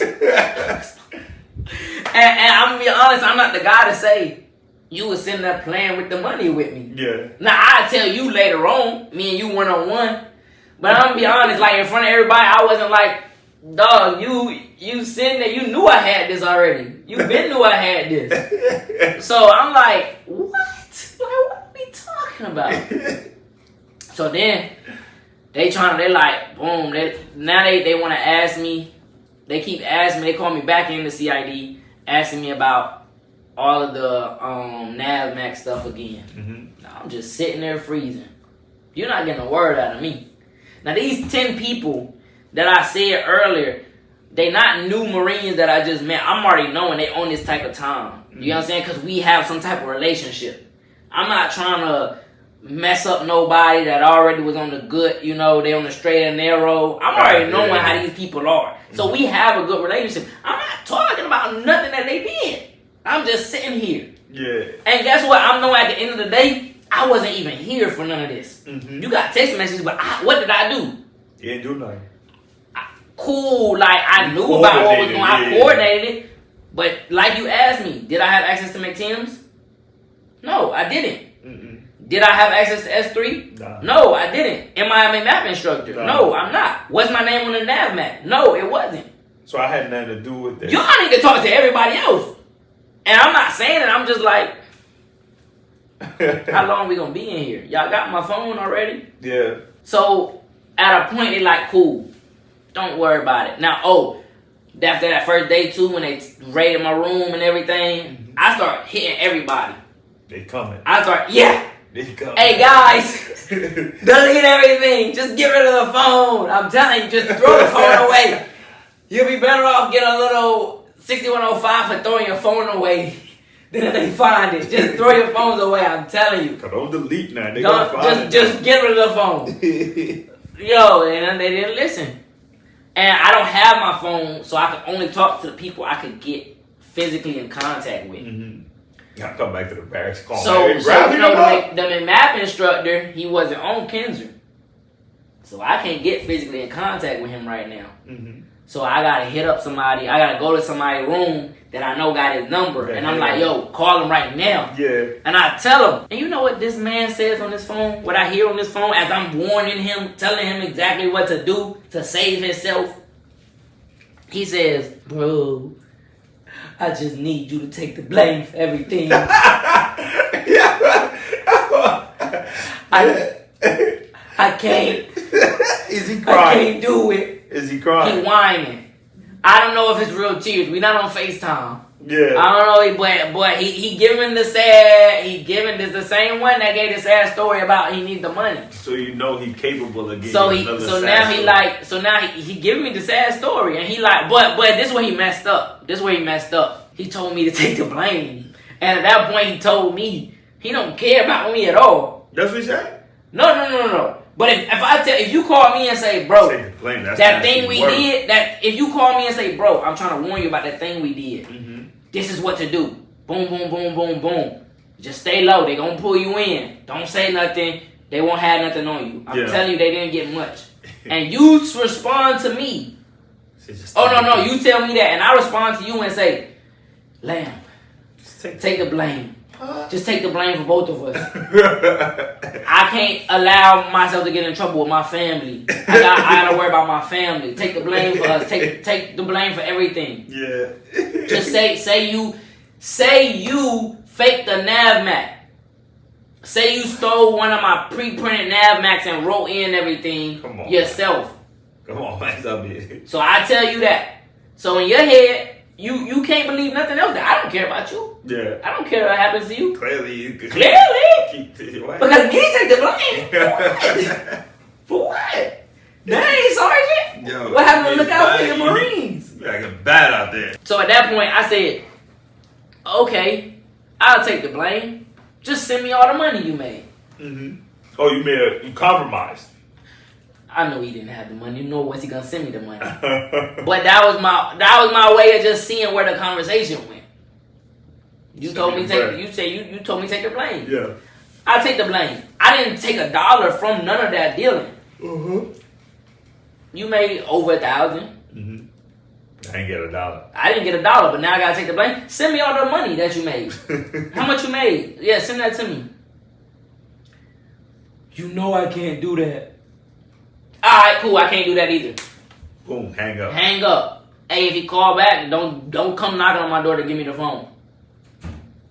Boom. Mm-hmm. So now you're not getting no advice from me. I'm not sharing no info with you on what they saying to me.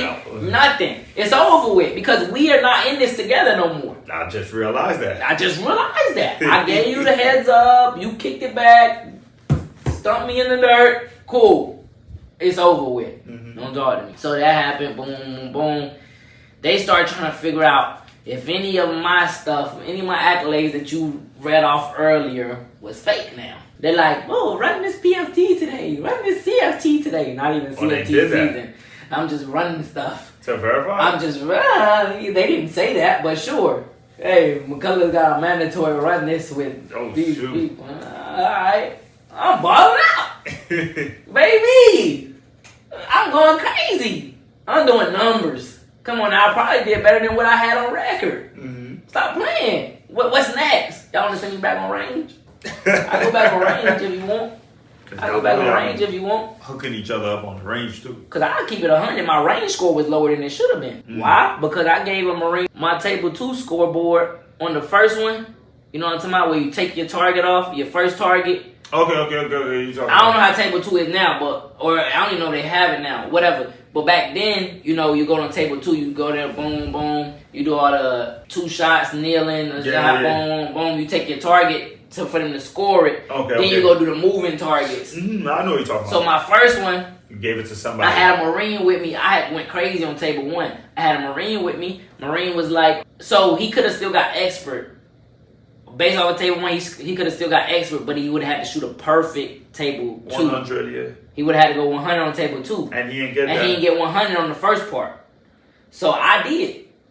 You gave it to him. So I gave it to him because you still gonna get expert. I was gonna get expert. I could have put the gun in the ground and shot. I would have got expert after my table 1 performance.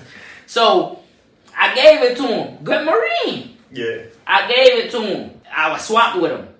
I said, you better go crazy on the moving targets. You know, they're going to probably help you on the moving targets anyway. But you better get perfect on the moving targets. Yeah. So he did. He ended up getting expert. I got expert. So now we both left expert. But just to say, I would have got high on range.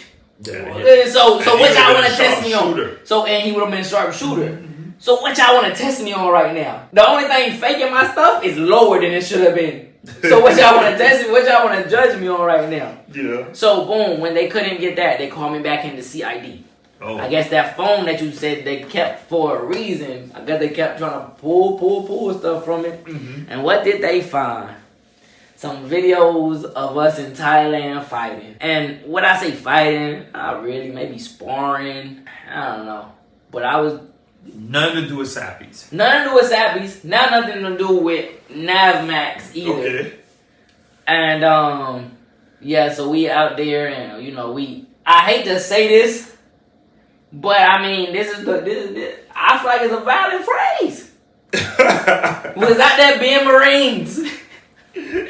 We was out there being Marines. Mm-hmm. And the reason I'm gonna say that wholeheartedly is because when we was in Thailand, we stayed in the what you want to call it, a hooch, whatever. Okay. And we got cots just lined up. Boom, boom, boom, boom, boom. Mm-hmm. And we got every rank in there.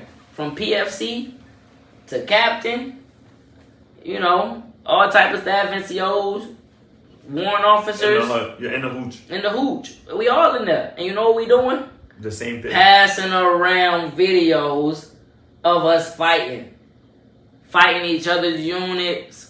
Fight like grapple or just actual body grappling spawn? and body spawn. Grappling and body spawn. We not out here cracking each other's lips open and stuff like that. Yeah. You feel me? But and it's in a controlled officers, environment or just ooh, I don't know how control. Like we not in the proper control. If we talking McNabb regulations, we not in the proper controlled environments. No, but we out in the field. We, you know, we got people watching that if it looks dangerous, all right, we stopping it. Yeah. We got rules. We setting rules that we both agreeing upon. Whatever the case. Are the rules, are some of it outrageous? Maybe. But everybody was in agreement of everything. Mm-hmm. And everybody knew. Everybody on the camp knew about it.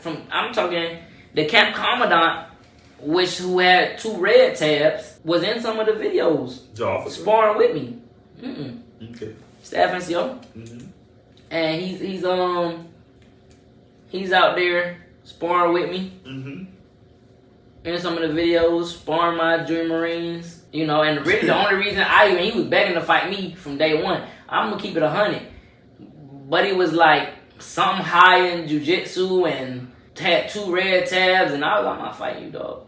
And you a staff NCO and you running the camp. Doesn't sound like a good combination for me. Win or lose, I feel like I'm going to lose. I'm going to take a rain check on this. I'm going to take a rain check. And he used to walk around with this other staff NCO that was on the Marine Corps boxing team for a while. And they just used to both walk up to me all the time and be like, all right, so which one you want today? You're going to fight one of us. So they had plans. And I used to run off. And they'd be like, hey, this sergeant from this other unit tried me. We about to set it up, you against him. Go ahead and lay him out for me. So they had faith in you. And it would happen. Yeah. This was real situations. Told me at one point, he dropped 7 dudes from this unit, and I'm going to give you a tab when you get back. You already a black belt, I'm going to give you a tab when you get back. Mm-hmm. Just come and do the, sustainment? Basically the sustainment or whatever. I ain't going to slay you. I'm going to just make sure you know everything. Alright. Cool. That ain't happening because the investigation was hot when we got back. They probably said, damn, I think we fighting. But to say everybody in there knew what was going on. Everybody knew what was going on. Everybody seen it.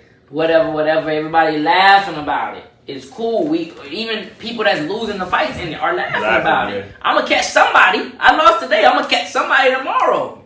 You might want to stop laughing because I smacked this shit out of you yesterday. So, they got them videos, and what they did was they caught everybody in that they seen me demolishing on the videos, and was like, do you feel like Corporal McCullough hazed you? Okay. Were you being hazed? Zero tolerance. Zero tolerance for hazing. They said no, absolutely not. He took care of us out there. Mm-hmm. If we had family issues, he did this, he did that, blah, blah, blah, blah. He gave us time off. He would stay up later so we didn't have to come in as early. Yeah. You know, the stuff that, I saw some of my leadership do. Mm-hmm. I seen you do some of these things before. Oh, that's me, though. Yeah. So these are the things that I'm doing. All the other stuff, if you don't want to participate, and I'm not forcing you to participate in it. Mm-hmm. These are some of the things I also seen my leadership do. Not you, but I seen some of my other leadership do these things. So even from boot camp, one of my drill instructors told me, you a squad leader, which means you're a reflection of me. If somebody talk crazy to me, what you think I do? Alright, make sure you don't leave no bruises. Say no more. Aye, sir. Aye, sir. Aye, sir. Trying to get busy. Yeah. Say less. So that's just how it was brought up for me. That's why I say being a Marine. That was it. Yeah. So now they ask everybody. They said, nah, he wasn't hazing us. End the story. 2 days passed. They bring him back in for questioning again. This time, they slap a charge sheet in front of all of them. You're all being investigated for hazing now. You all finna be charged with hazing. Since he wasn't hazing y'all all was hazing each other. What? I ain't never heard them. Apparently, I hazed 3 junior Marines, 2 corporals, a sergeant, a staff sergeant, a corporal. A corporal. Did all this. A corporal. Some of the stuff that these people say in their statements shouldn't have even been allowed to be taken serious. They asked the Lance Corporal, and I have the picture of the statement still in my phone to this day. They asked the Lance Corporal, did anybody else know about these fights or sparring sessions? They said, no, not really. That's the first lie because I told you it was all passing videos. But cool, alright, so you want to protect some people, but you're not going to protect me. Okay. Because if you protect me, you're going to get in trouble too. Alright, you a Lance Corporal, you folding. Cool. Nobody else really knew except this one staff NCO with 2 red tabs. He came and caught us one time, walked in on us and told us we need to stop before we get in trouble. And he was real mad. But then Corporal McCullough pulled him to the side and convinced him to join in. Yeah, he's right. So this is a Lance Corporal convincing, I'm guessing, a staff sergeant or higher. This is a Lance Corporal writing a statement to CID that a Corporal McCullough convinced a upset staff NCO that no, I know you just caught us fighting unregulated against the rules in the field and you just threatened us to get in trouble. But hey, matter of fact, instead of that, it'll be more fun if you just join in with us. That's what you did. Apparently. And at that point, in every paperwork from there, I was considered to be the ringleader of a fight club. Yeah. So then that's where it just really went downhill. And then, for like a year, it was just NAVMAC Fight Club, NAVMAC Fight Club, NAVMAC Fight Club. You didn't get no break. Nah. And then it was like, and then, I mean, I'm not mad at nobody. Like, well, some of these folks, like the Fight Club people, but like the NAVMAC people, I ain't really mad at them, but I told a lot of them, like, this is what to do. Just don't do nothing. Just chill and let them come up with what they're going to come up with. A lot of them got NJP'd or this or that or whatever because a lot of them was like, okay, I'm sorry. I did it. Please. And I mean, it might have, and I'm saying this, but it might have helped them stay in. I think they would have stayed in regardless. But, and some of them got different. Some of them lost all their McMahon belts. They was walking around with web belts. That's nasty work. Nasty work. That's nasty work. Some was walking around with web belts. Whole time, now they mad at me because even though I'm still pending investigation, I'm walking around still black belted up.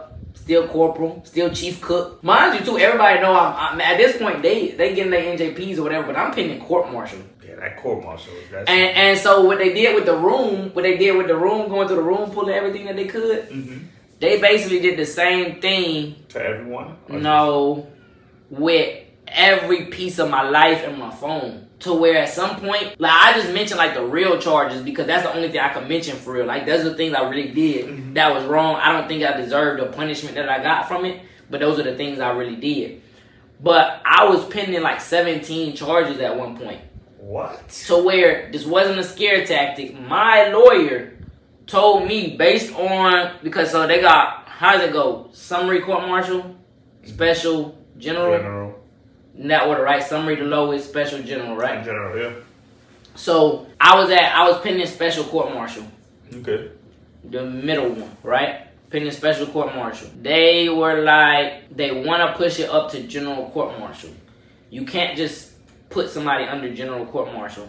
So for it to go under general court-martial, what has to be done is you have to have an Article 32 hearing, something like that. Okay. Basically, you go to a court hearing or whatever, and they decide if you have enough or whatever, and if it's warranted to push it up to a general court-martial. So there's a big difference between a general court-martial and a special court-martial in just the sense of what the max punishments can be. And a special court-martial, at being a corporal, I could have done, if they maxed me out, I could have done a year in the brig for whatever. nav max and whatever. For really whatever. Really whatever. It could have been something very simple. Mm-hmm. It didn't matter what the charge was. If they said yes, guilty, and we had decided it was going to be a special court-martial, and we want to give you the max penalty, it could be a year. Yeah, it don't matter. It don't have to say like, oh, you have to have raped somebody, or you have to have done this to somebody. Mm-hmm. Like, nah, this is what it is, and we want to max you out. Boom, a year. Right? That's a special. Now, if you get it approved to go to general, at general, now they start looking at it more like civilian charges, to where now you're getting a certain amount of time. You can get a certain amount of max years per charge. Years, months, whatever. Time per charge. Sheesh. So, like, you thinking as a civilian, if you steal a car, do the right thing, man. Grand Theft Auto might be 5 to 10 years. You know what I'm saying? Like, you know what I'm saying? Like, per charge, this is what that charge warrants. Yeah. I see what you're so saying. Now, general is like that. So they say you got an Article 32 hearing next week. If it goes to general, this is my lawyer saying it's not a scare tactic or nothing like this. He's like, Article 32 hearing next week. If it goes to general, based on your charges, hold on, give me a minute. Let me calculate this up again. You're looking at 20 years. 15. 15? He's at 15. Yeah. He's at 15, max 15. So I'm thinking, even if they go to general, even if they give me 5, that's insane. That's nasty. 5. No kidding. That's 5 years in a military prison. Yeah. In any prison, any jail. 5 years. Yeah, insane. For sappies, I didn't know nothing Not about. even. That's over. That's over. They haven't mentioned no sappy since day 2. Since the day they pulled me in, they haven't mentioned another sappy. Since they ran my phone, they ain't mentioned another sappy. I'm like, hey, what happened to the sappies? What happened? Yeah, I forgot the sappy situation. I still don't know to this day what happened with the sappy situation. Nah, so they talking 15 years. And at some point, so they finally had to give me like a sheet that said all my charges. They talking about distribution of a controlled substance, misuse and abuse of a controlled substance. I don't know. At one point, they called me in like I was off for something. I think because I had like the morning shift. I think I was off later on in the day, and they went. Sergeant came to my door. He grabbed me. He was like, I gotta take you to the company office right now. Hurry up and get dressed. I'm like, all right, okay, cool, whatever. So I go up there, and he take me to the Legal? Sacco. Okay, sorry. Right? To take a piss test. Piss test. Okay. And he's like, this is not a random piss test. This is not the you didn't pop up on the list or whatever to take a piss test. Your command asked me to ask you if you would take a voluntary piss test to see if you have any drugs in any controlled substances or hard drugs in your system. Okay. I said, can you tell me what exactly y'all looking for? He said, no, I cannot. Either you can say yes or you can say no. I said, bro, I'm going to just say yes because y'all not, if I say no, y'all not finna go around talking about, oh yeah, he's a crackhead. I don't even know. I don't even know what drugs they looking for. I don't even know what drugs they looking for. And so y'all telling me, so like, bro, come on now. So I'm gonna sit in here and you're gonna ask me, hey, do you want to take the drug test? What if I say no? And I say, what if I say no? I mean, you can say no or you can leave, but I don't think that's gonna go good for you. You know, Sacco ain't really in your unit. Like, he just the Sacco. Like, he kind of, you know. So I'm like, man, give me the test. I'll take the test. Yo, why? This the first time in my whole Marine Corps life that I had to take a piss test, and I couldn't piss. You sat up there worried about everything else. Dog, I'm talking about the time they actually think I'm on drugs, it took me an hour. It took me an hour to piss. I'm like, I can't do it. I know he thought I was a crackhead. He said, oh, they got us. We got him. We got him, coach. But after all that. Sign his life away. We got him. Oh nah, man. But I peed. I ain't had nothing in my system. I mean, they ain't never hit me back and say you ain't had nothing in your system. But I know I ain't had nothing in my system. Then, yeah, I mean, it just kept going until eventually they was like, oh, so when I heard about the general thing, right? Trying to take it to general court martial. I was like, 15 years is crazy. I ain't gonna lie. I cried that night. I cried. You got back to the bricks? Oh, when I got back to the bricks, I cried that night. No roommate? Nah, I ain't had no roommate at that point. My roommate snitched and lied on me. Okay. My roommate went to Thailand with me. Told me they moved him to another room because some kid was on suicide watch and he needed a roommate. And they wanted him to go in there. Once I got the statements back, I saw Buddy requested to move rooms because he said I'm a bad influence on him and I got him into all of this trouble and I hazed him and all of these things. And he told I even saw his text message between him and his wife. Okay. He's lying to his wife because he's married, but his wife is stateside, so he's still in the bricks. So he's telling his wife, "Yeah, I don't know about anything." And his wife's like, "Well, if my color, if it was just my color." Is his wife white? No, she's Hispanic, I think. She texted me one time and said she hopes I get murdered. What? Yeah. I was like, who's gonna murder me on Oki? So yeah, she's telling him, she's like, if you didn't have anything to do with it and it's all my color's fault, then you didn't put your big boy pants on and go to the command and tell him it wasn't you. She told him to do that. And he's like, I'm trying, babe. It's not that simple. You don't know the Marine Corps. I got a real life killer back here, man. That's what he told him. And so he told me, dang, bro, so find out, Buddy, right? Supposedly, I mean, based off of knowledge and this and that. So one day he's on the phone, right? We cool. We was good friends. We were roommates. Prior. He's on the phone with his mom one day.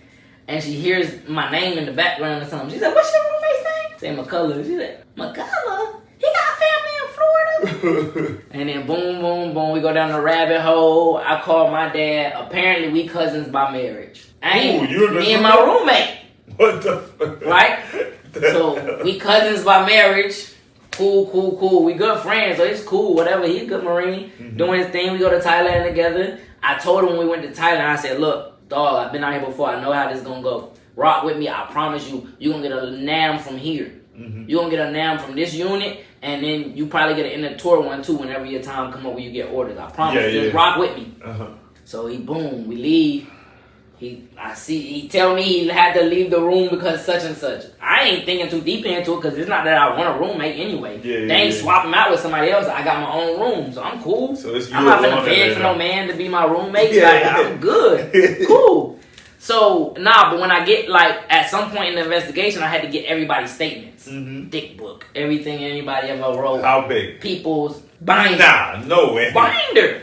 A binder? It was 400 and something pages. Damn. Of either statements, people's phone messages that was relevant, whatever they had, or commanders saying whatever they felt their opinion was on it. Oh, Corporal McCullough shows no remorse. Well, I didn't haze these people. So I'm supposed to feel bad for not hazing them? I'm not showing no remorse on something I didn't do. Yeah. I'm not going to feel bad for no NAVMAC that all these folks was begging me for before I even put it together. I had no control over getting it in the system. Yeah. No, I don't have no remorse. I'm sorry. I didn't do what I think I did. Did I do some stuff wrong? Yeah. Was I involved in some wrong stuff? Yeah. I was not in control of it. I was never, at no point in any of these situations was I the highest ranking. At none of these did I have the highest billet. And none of these did I have the control to actually get any of these things done. So no, I don't have no remorse when y'all putting it all on me. Y'all calling me the ringleader of all of this stuff. And I ain't got nothing to do with that. No, I don't have no remorse. I'm sorry. So they recommending get out, kick him out. But yeah, all of that. Everyone. Yeah. So So my roommate / cousin told on me all of that. But yeah, so I cried when I found out about the 15 years. I ain't gonna lie, I cried. Oh God! Damn, I'm facing 15. It hurt because, and I'm gonna tell you, it wasn't even really the 15. It was the 15 based off of joining the Marine Corps. like, I ain't trying to be funny, but like at the beginning of this, I said, you asked me what motivated me, and I said I was trying not to rely on getting money the wrong way, get into no trouble, whatever. The streets. You know how much money I could have made to be facing 15 years? If I would have just stayed at home, got in the streets, you know how much I would have done made before I ran into a 15-year case? 15 is not nasty. 15 years is nasty work. I ain't gonna cap for you. No kids. Yes, that. So I get on the phone. I get on the phone with my dad. I get on the phone with my dad, and then my dad was like, "Is your lawyer helping us? Is he doing anything?" I'm like, I don't know. Like, I don't know what to tell you though. Like, it's a Marine Corps lawyer. Yeah. He say, "Look, we could find some money, put some money together for you if we need to get a lawyer flown out there, or whatever. We need to get you a civilian lawyer that can handle the case." I said, "Nah, but if you could put that money together." Yeah, I need that. I might need it if they tell me this going to general. Cause I'm not waiting around to see if they give me 15 or not. He said, "Alright, we ain't gonna talk about that. I got you though." Boom. Yeah. We get off the phone. And I'm telling you, I was determined.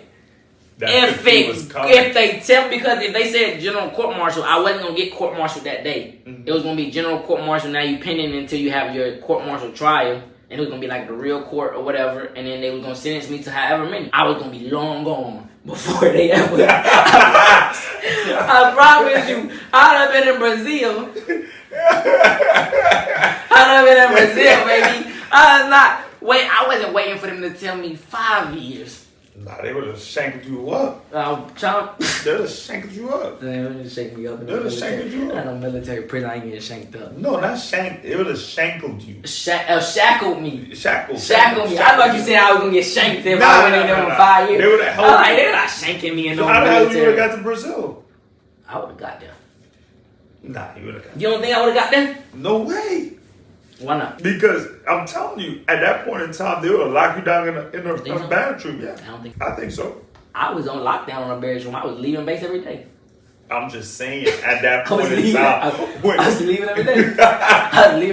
I promise you, I would have got off of Okinawa. If I would have got out of Okinawa, then it was a wrap. Yeah, if you get out of Okinawa, I think that's the hardest. I don't think they were concerned about me leaving. I don't think they were doing anything in place to prevent me from leaving. I had no roommate. Yeah. They weren't watching me actively. You wasn't a threat to them. I wasn't a threat. I was still going to work every day as the chief cook, leading all of their best Marines. Sergeants and staff and COs coming to me for advice. I was working in the chow hall and going over to the field mess to help them because they had all new Marines and new and NCOs that only came from the chow hall. And nobody knows how to fix any of this broken equipment over here. So they asking me, can I come over? Cool, I'm going to do it because that's what I would have done in the first place. And I'm not going to not do it because I know for a fact y'all trying to build a paper trail. So I'm going to build a paper trail too. And this is what I've been doing for the whole year I've been under investigation. So you just rock out. So I'm just rocking out. I'm going crazy. I feel you. So they was not actively looking for me to run. And I'm telling you, I'd have been gone. But this is what happened. I request mass before, like a couple days before. No, first of all, I went to, the chaplain kept hitting me up. We had this, I think he was like African. Here's your story, man. I guess so. I think it was African. We had this chaplain, and he kept hitting me up like, I want to talk to you. And I finally was like, all right, I'm going to talk to him. And I was like, I don't got time to talk to you right now. Like, I'm deep in it. I'm trying to maneuver. I'm playing chess right here, trying to figure out how to get out of this, right? Yeah. So I went in and talked to him, and Buddy was like, what can I do to help? I'm not here to try to emotionally advise you. What can I do to help? Right now. Like, physically help to get you out of this situation. What can I do? I was like, I don't even know what they're trying to do, what's going on right now. Dude pulled some strings, talked to the Ash. The Ash tell me some stuff that maybe he shouldn't have told me or he wouldn't have told me if it wasn't for the chaplain putting in a good word, gave me some extra information, told me that the colonel really did not want to push it to general. Sellers, our company guns, Gunny Cricky, and our company CO, Captain Fakes. This is a good name for somebody. Yeah, I don't know these people. Man. Yeah, Well, if I do, I really don't. You got no. You got no. I don't remember a lot of people. You was gone. You was gone. You was gone. Remember, I told you new command, and you was gone before my investigation started. Okay. I don't know if you remember. I had called you and told you at one time, like with the Sappy situation. I had called you and was like, bro, CID, this and that and the third. Like, you was like, to somebody. Something, and you was like, yo, just, keep your head clean, do this, do that, whatever, I remember. Stay solid, and I was like, alright. And I was trying to ask you, like, what you think the command gonna do type, and you was telling me whatever, that was it. But you was already gone. Okay, yeah. You was already gone, but yeah, Celis, Cricky, Fakes, they was just chirping apparently. As like, that's who pushing for it. They want the max. The colonel not really for it. You didn't rape nobody. Nobody end up hospitalized. All these people that was supposedly hazed was walking around happy, and ain't nobody going to therapy. Ain't nobody, like, you know what I'm saying? Like, nobody, you know what I'm saying? So everybody's chilling. Mm-hmm. And some of these videos, and I'm like, this is crazy because y'all got the videos. And I used to beg them, like, let me sit down and watch the videos with y'all. Because these folks that's getting beat up is laughing afterwards and stuff. I'm not really beating these folks like they in the street or something. Did you ever get your phone back? Ooh, I got my phone back after I got out the brig. Mm-hmm. How long were you using the brig for? A little under 30 days. Under 30 days. Because, so after the Ash told me everything, he told me the colonel didn't really want to do it, so I requested my ass, talked to the colonel, and then, I'm going to be honest, I had to put on my to-be movie acting skills. And I had to show that remorse, baby. I had to show that remorse, and I'm like, maybe I strayed away. My mom ain't been working for however long. She's been going through this. I've been sending her back home. Yeah. Now, these are real stories.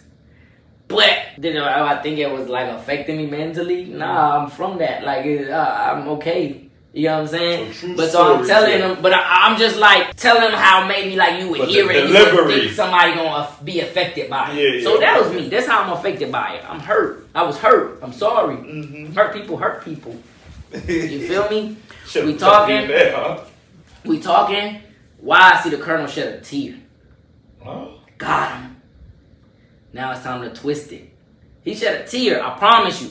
Real tear rolling down all the wrinkles in his face. Bum, bum, bum, bum, bum, bum, bum.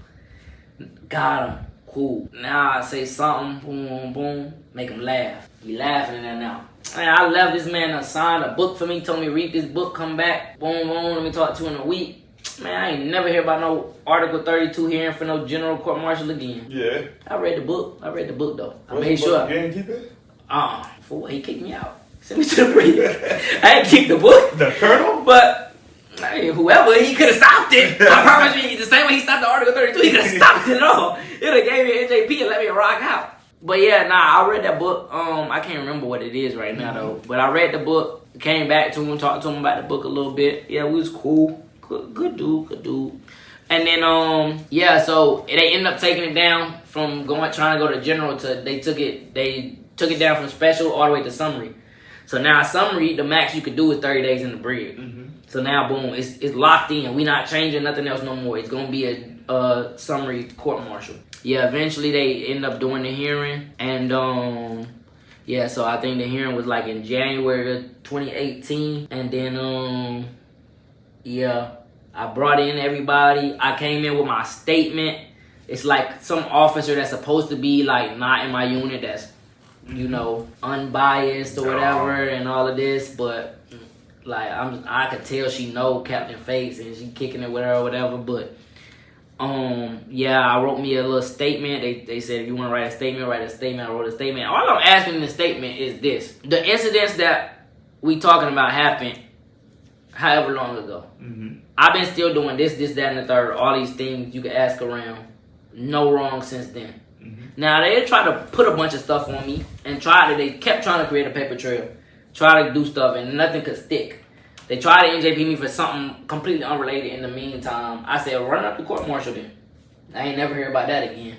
Cause they ain't had nothing. It was fake. They just trying to. I'm not finna allow y'all to NJP me when I know I got a court martial coming up, and then they gonna say, "Oh, well, he's been NJP'd already. Yeah. Maybe it's something to just, you know." So my whole letter is this. This is what I've been doing. Allow me to continue to positively impact Marines for the rest of my enlistment.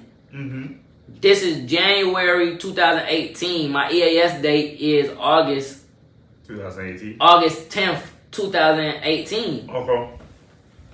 Or 2019. We in 2019 at this point. We're 2019. So January 2019 is the hearing, and I'm like 2019 August is when it just let me continue to positively impact Marines until then. Yeah. I bring in every rank from Lance Corporal that had been they wouldn't let me bring in that many people.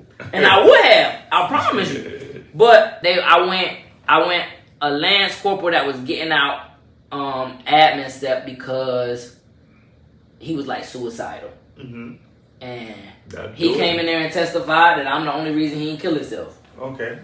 Something heavy right there. We led with that.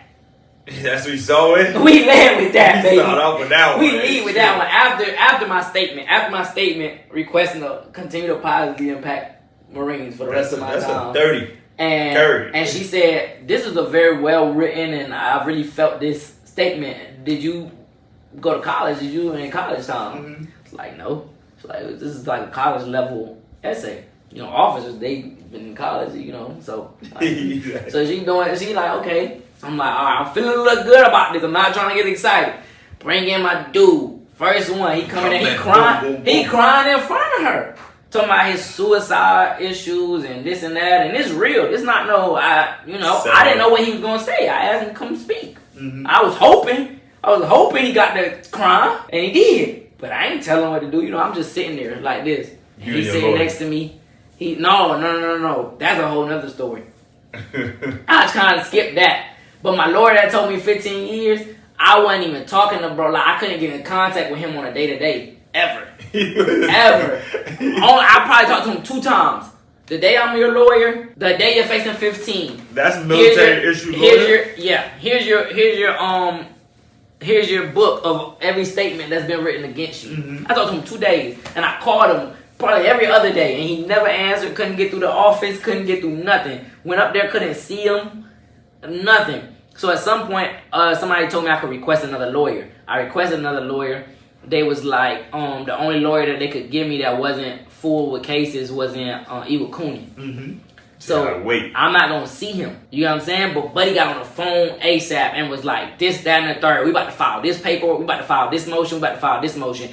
So at this point, it had dragged on so long that like the company clerk that had popped off the whole idea and everything, right?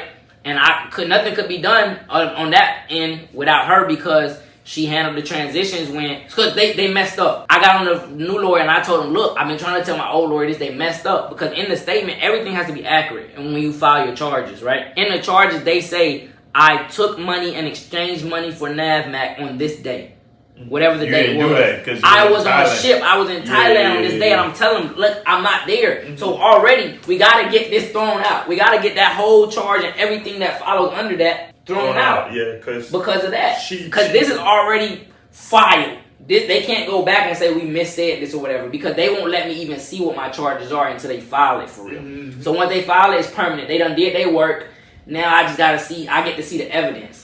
You get what I'm saying? Yeah. So we working on the back end. Cool. Y'all messed up. Y'all shouldn't have had a Lance Corporal file it because that's probably what happened. Yeah. So guess what? Hey, I wasn't even there, so this physically could not have happened. So I tell him, he's like, okay, boom, boom. So the person, he like, this person is involved in the case, right? And I was like, yeah, you talking about the company clerk. He was like, so apparently, so she is, if I'm correct, she's no longer in Okinawa. She's stateside now, right? Still active. Yeah. I said, yeah. He said, okay, so we can have a motion to force her to have to come out to appear in court to testify to get this whole thing like sorted, the fact of you where you were at and this and that and third.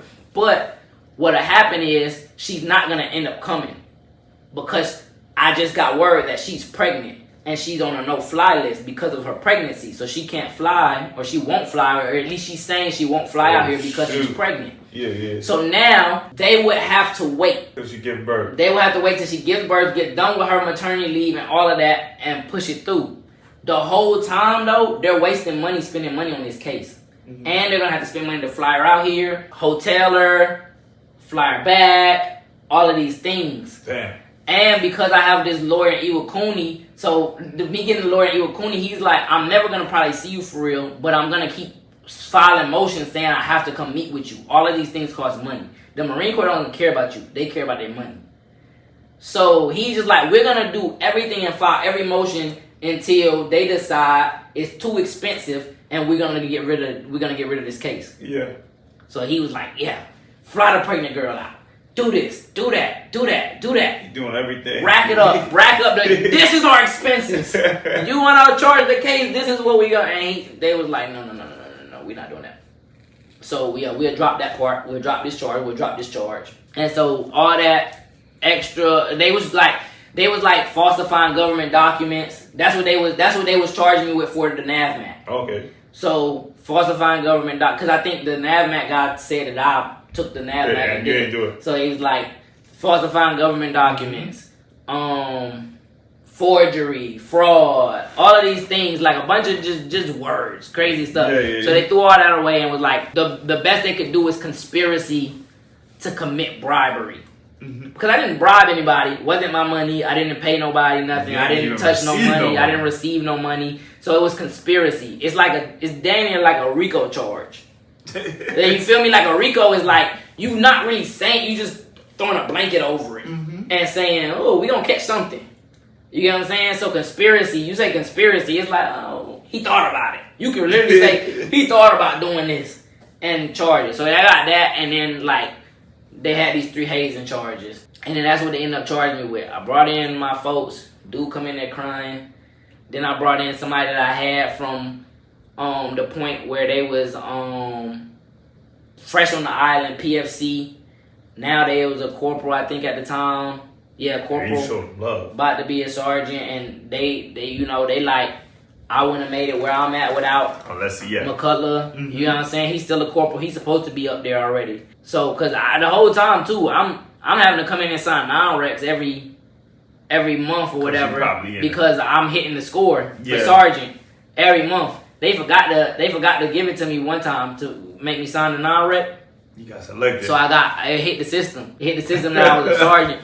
They done forced me and lied to me and everything, made me sign a paper to not be able to be pinned on, to voluntarily not be pinned on. Sellers came in there with his lies, selling all type of stuff. I ain't gonna lie. But he finessed me on that one. Because I promise I would have stood 10 toes down and been like, I'm a sergeant now. Y'all ain't got to give me the pin. If it's in the system, it's in the system. Because that changes too how you...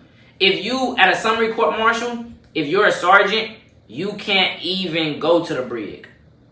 Why? That's the max. The max you get as a sergeant, the max you get as a sergeant, and the max you get as a corporal is 2 different things. As a corporal, when they maxed me out at summary court martial, I went from corporal to private instantly. Went to the brig that day. Sentenced to 30 days in the brig. As a sergeant, the lowest rank you can go is from sergeant to corporal. You know what I'm saying? You get maxed out. You get maxed out as a sergeant, you can only go to corporal. You get maxed out as a corporal, you can go to private. Down to private. And you get maxed out as a sergeant, you can't go to the brig. The most you can do is 45 days restriction. So you still in the bricks. You just going to check in every day in uniform. Yeah, they don't want to do that. So I'm a sergeant. Y'all ain't gotta pay me. Y'all ain't gotta put this on. I won't even wear it on my collar. I won't walk around calling myself sergeant, but it's gonna be in the system. And when y'all court martial me, it's gonna be that. Yeah, you know what I'm saying? So I brought in all these people. Boom, boom, and I just loaded staff NCOs, Master Sergeant, Master Guns, Staff Sergeant, Gunny. Everybody come in there just saying the most amazing things. I'm like, dang, that's how y'all feel. Y'all feeling kind of good. And they say, yeah, max. And I'm like, and it was kind of fake. It felt kind of fake. Like, Cause they say it so calmly and so nonchalant, and then they just leave, and I'm sitting there like, A lawyer? my lawyer wasn't even there. Not the lawyer. The So she was an attorney, I think, but the officer that was the judge at the time, like she was technically like the judge. She said, yeah, boom, boom, boom, boom, boom. So nonchalant, and it's like one of them things where like something really bad happens to you, and you go to sleep, and you wake up like hoping like that didn't really happen. I didn't get a chance to go to sleep. But I'm sitting there and they was like, well, wait for somebody from your company to come. And I'm sitting there and I'm like, nah, that's not like, that's recommended. That must be what's recommended. And then somebody's going to come in and tell me what's really going to happen. Nah, they came in with a list of things I need to have ready to take to the brig. Stop scratching my head. And I was like, wait, that's it? There's nothing I can do? Going to the brig? And so at the same time too, I'm like, I'm not knowing the whole time if I'm getting kicked out or not. Mm-hmm. So then I get to the brig, and what was annoying about the brig too is every time I'm in it, like everybody I came across with, like advisors and stuff in the brig, like they got like little teachers and stuff like that in there, and they like, why are you in here? Like this would really piss me off about the brig, because it was really sweet to be honest, but like it wasn't like, I really don't think it was like no regular prison or nothing like that. Mm-hmm. You feel me? But you know, the worst part about it was being bored, right? Mm-hmm. But also I think some brigs probably is bad. The one in Oki out there was a level 1 minimum security apparently. But this would really piss me off. So the way it's set up is like, you go into like a room, right? And it's a pod, right? It's like a metal door, big metal door, and it's a pod. In the pod, it's got a bunch of different cells in there. But that's like y'all house. You get what I'm saying? So your common area for you to sit out there or whatever is in there, and all y'all, you know what I'm saying? There's multiple pods around there. Everybody's cell is in there. So in my pod, just alone, that's who you around with. That's who you going to eat lunch with. That's who you moving around with. You know what I'm saying? You go to the yard, that's who you going with. That's your group you're That's your sticking group. with. That's your group you sticking with. Dog, why am I in there? Like, I'm like, where's the pod of people that just got 30 days? Like, why am I in there with folks? Lifers.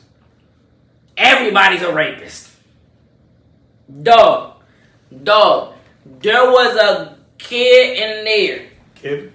No, he's not a kid, but he just looked like somebody you would slap and they would fall over. Mm-hmm. From the Air Force. And he's probably like 22, 23.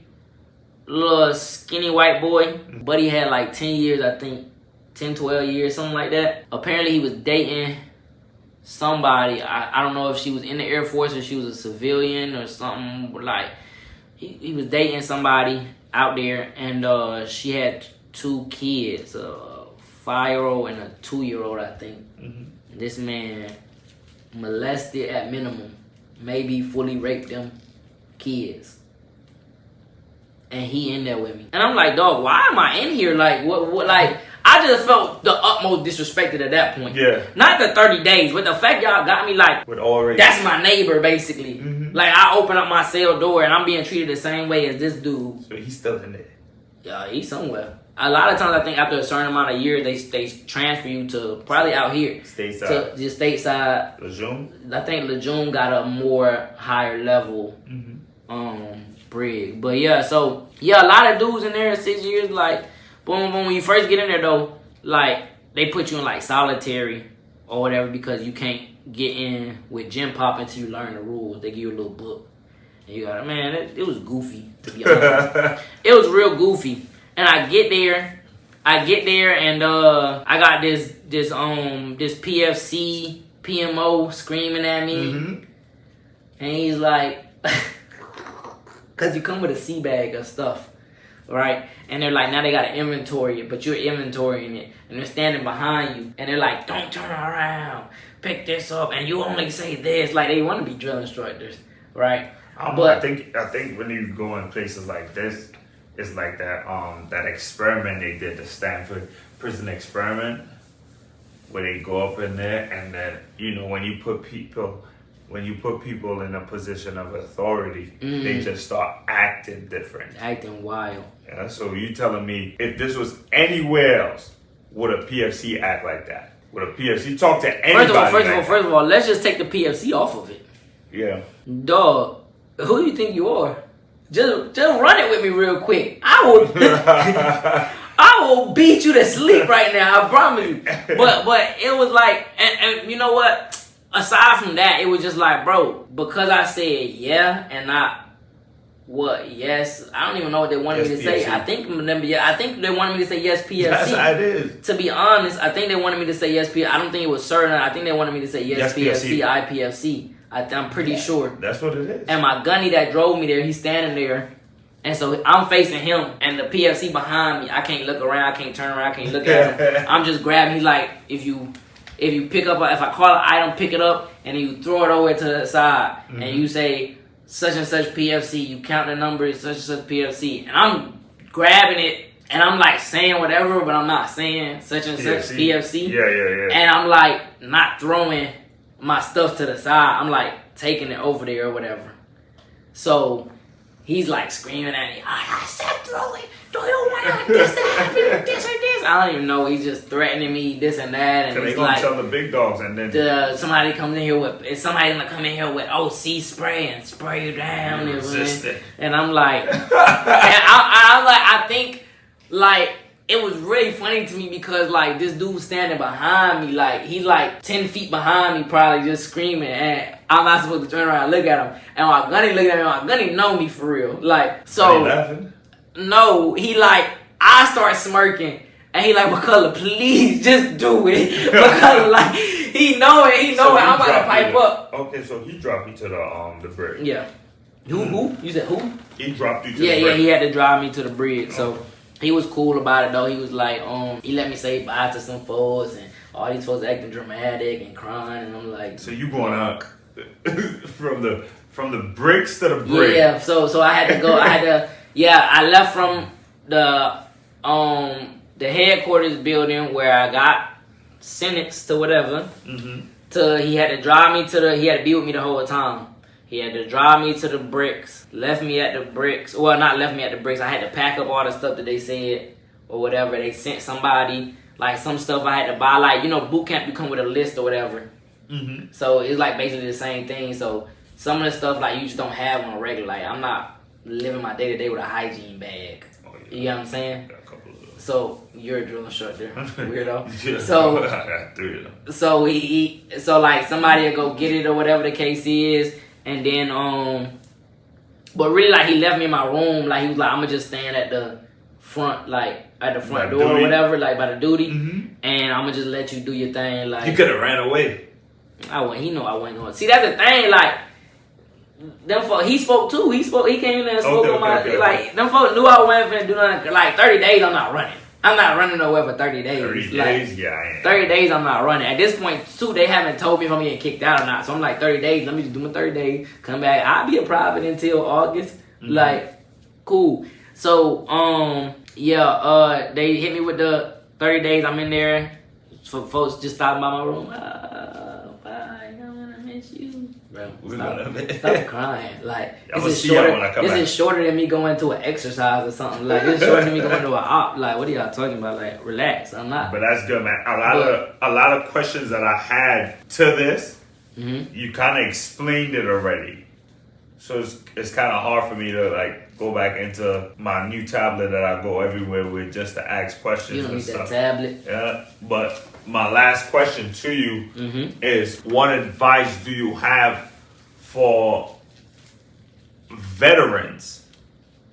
Right, veterans that may not have been using their timelines or however they do it now, but what advice do you have for them and being an entrepreneur?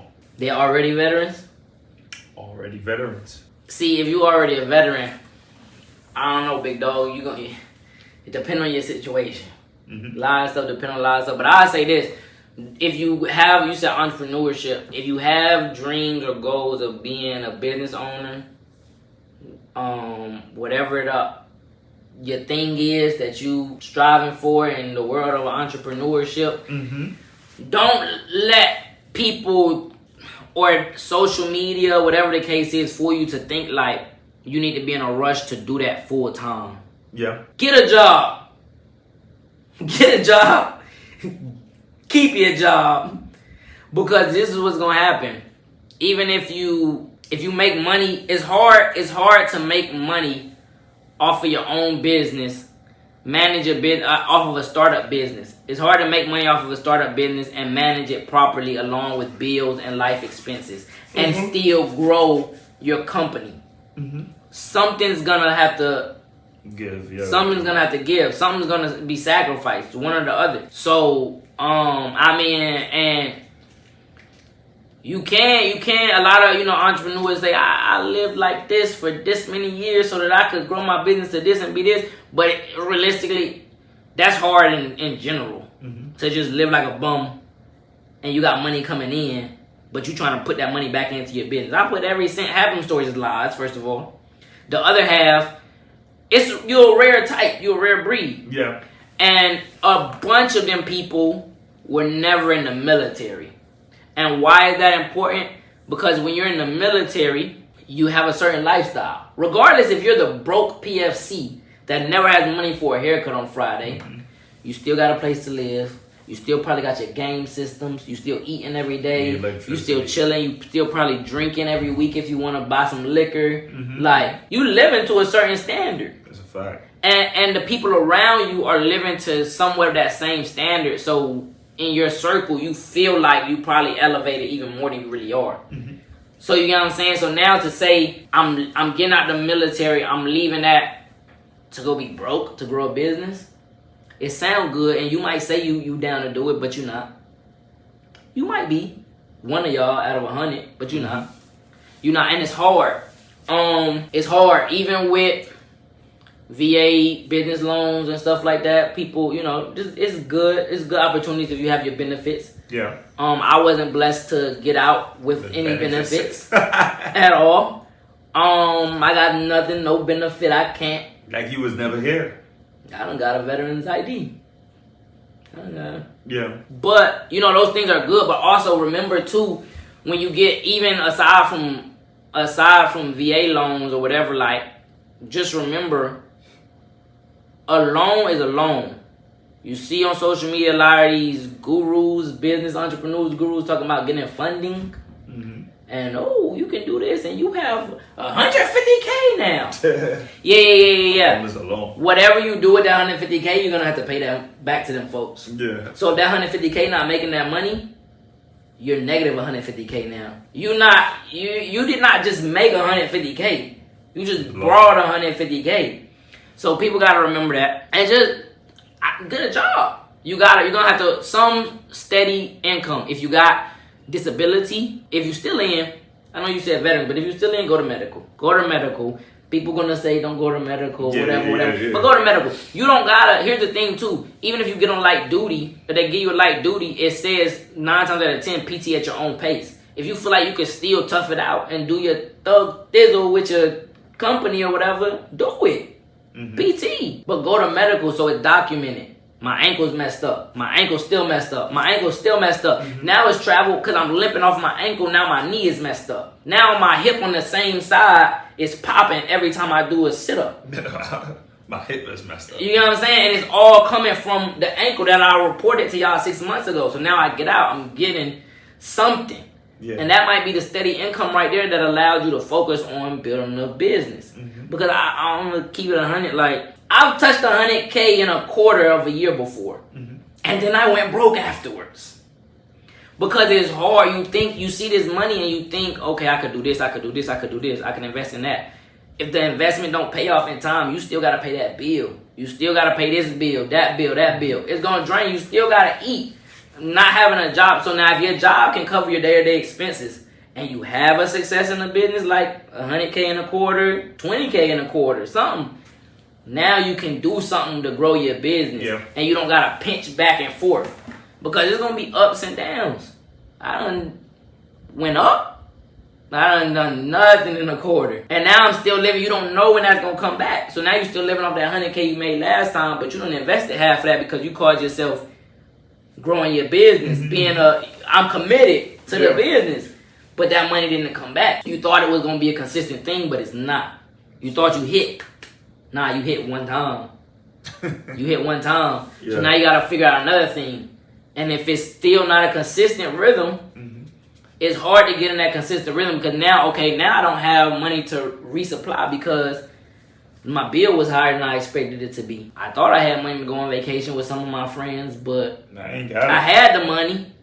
But now I don't have the money to put back into my business, and my business was the thing that got me that money in the first place. And at the same time, so now I'm deciding if I want to invest in my business or pay my mortgage, pay my rent, pay my car note.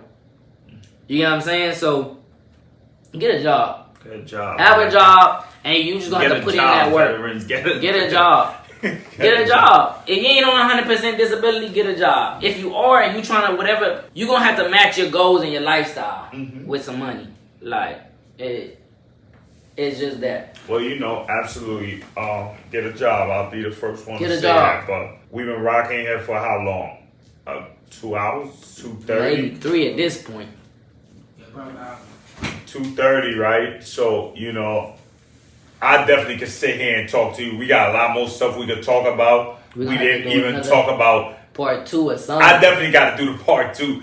I told you was going to do a part 2. I definitely got to do the part 2. I told you, because I didn't even want to get into the stuff we talked about today. But I thought maybe I'd dabble. I got kicked out by my mom. We come for the part 2 on that. But you wanted to know. I can see it in your eyes. You wanted me to tell the story. I told it. There could have been a different narrative that people maybe may heard out there. May have heard, right? And they still gonna have it. Some people gonna see it and they gonna say I'm lying about some stuff, I'm leaving some stuff out. Some people, look, it's like people talk about loyalty, right? I just feel like this is an example. I feel like anybody if everybody could speak on one person and say they loyal, like if everybody that's ever met me said I'm loyal, right? Then I'm not loyal. Because you can't be loyal to everybody. Somebody that's loyal, like if I'm loyal to you and I'm loyal to somebody else and y'all have a falling out, but I'm loyal to both of y'all. You can't be. I can't be loyal to you. The people that don't pick sides, people that don't want to, you can't be loyal to everybody. So with that being said, I might be loyal to you if I'm really truly loyal to you. That other person might be like, oh nah, he's a disloyal person. Snake. He's a disloyal snake.